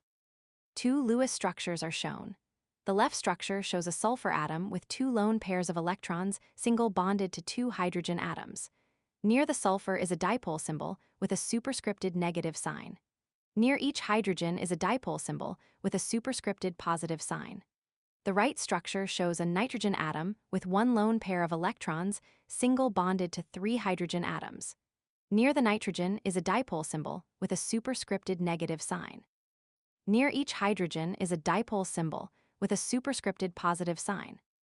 To summarize, to be polar, a molecule must contain at least one polar covalent bond, have a molecular structure such that the sum of the vectors of each bond dipole moment does not cancel. Properties of polar molecules. Polar molecules tend to align when placed in an electric field with the positive end of the molecule oriented toward the negative plate and the negative end toward the positive plate, figure 7.28. We can use an electrically charged object to attract polar molecules, but nonpolar molecules are not attracted. Also, polar solvents are better at dissolving polar substances, and nonpolar solvents are better at dissolving nonpolar substances. 2 diagrams are shown and labeled. A and B diagram shows 2 vertical gray electrodes. There are 5 molecules in between. The molecules are separate from one another and are composed of a hydrogen atom bonded to a fluorine atom. The fluorine atom is labeled with a dipole symbol and a superscripted negative sign, while the hydrogen atom is labeled with a dipole symbol and a superscripted positive sign. The molecules are randomly oriented in the space. The right diagram also shows 2 vertical gray electrodes, the left labeled as negative and the right labeled as positive. The space between is yellow. The same molecules are present, but this time they are all facing horizontally, with the hydrogen end of each molecule facing toward the negative electrode.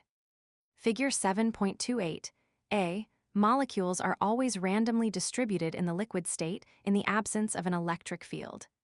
B. When an electric field is applied, polar molecules like HF will align to the dipoles with the field direction. Link to learning. The molecule polarity simulation provides many ways to explore dipole moments of bonds and molecules. Example 7.18. Polarity simulations. Open the molecule polarity simulation and select the 3 atoms tab at the top. This should display a molecule ABC with 3 electronegativity adjusters. You can display or hide the bond moments, molecular dipoles, and partial charges at the right. Turning on the electric field will show whether the molecule moves when exposed to a field, similar to figure 7.28. Use the electronegativity controls to determine how the molecular dipole will look for the starting bent molecule if A and C are very electronegative, and B is in the middle of the range. B, A is very electronegative, and B and C are not. Solution. A. Molecular dipole moment, points immediately between A and C. B. Molecular dipole moment points along the A-B bond, toward A. Check your learning. Determine the partial charges that will give the largest possible bond dipoles. Answer. The largest bond moments will occur with the largest partial charges. The two solutions above represent how unevenly the electrons are shared in the bond. The bond moments will be maximized when the electronegativity difference is greatest. The controls for A and C should be set to one extreme, and B should be set to the opposite extreme. Although the magnitude of the bond moment will not change based on whether B is the most electronegative or the least, the direction of the bond moment will.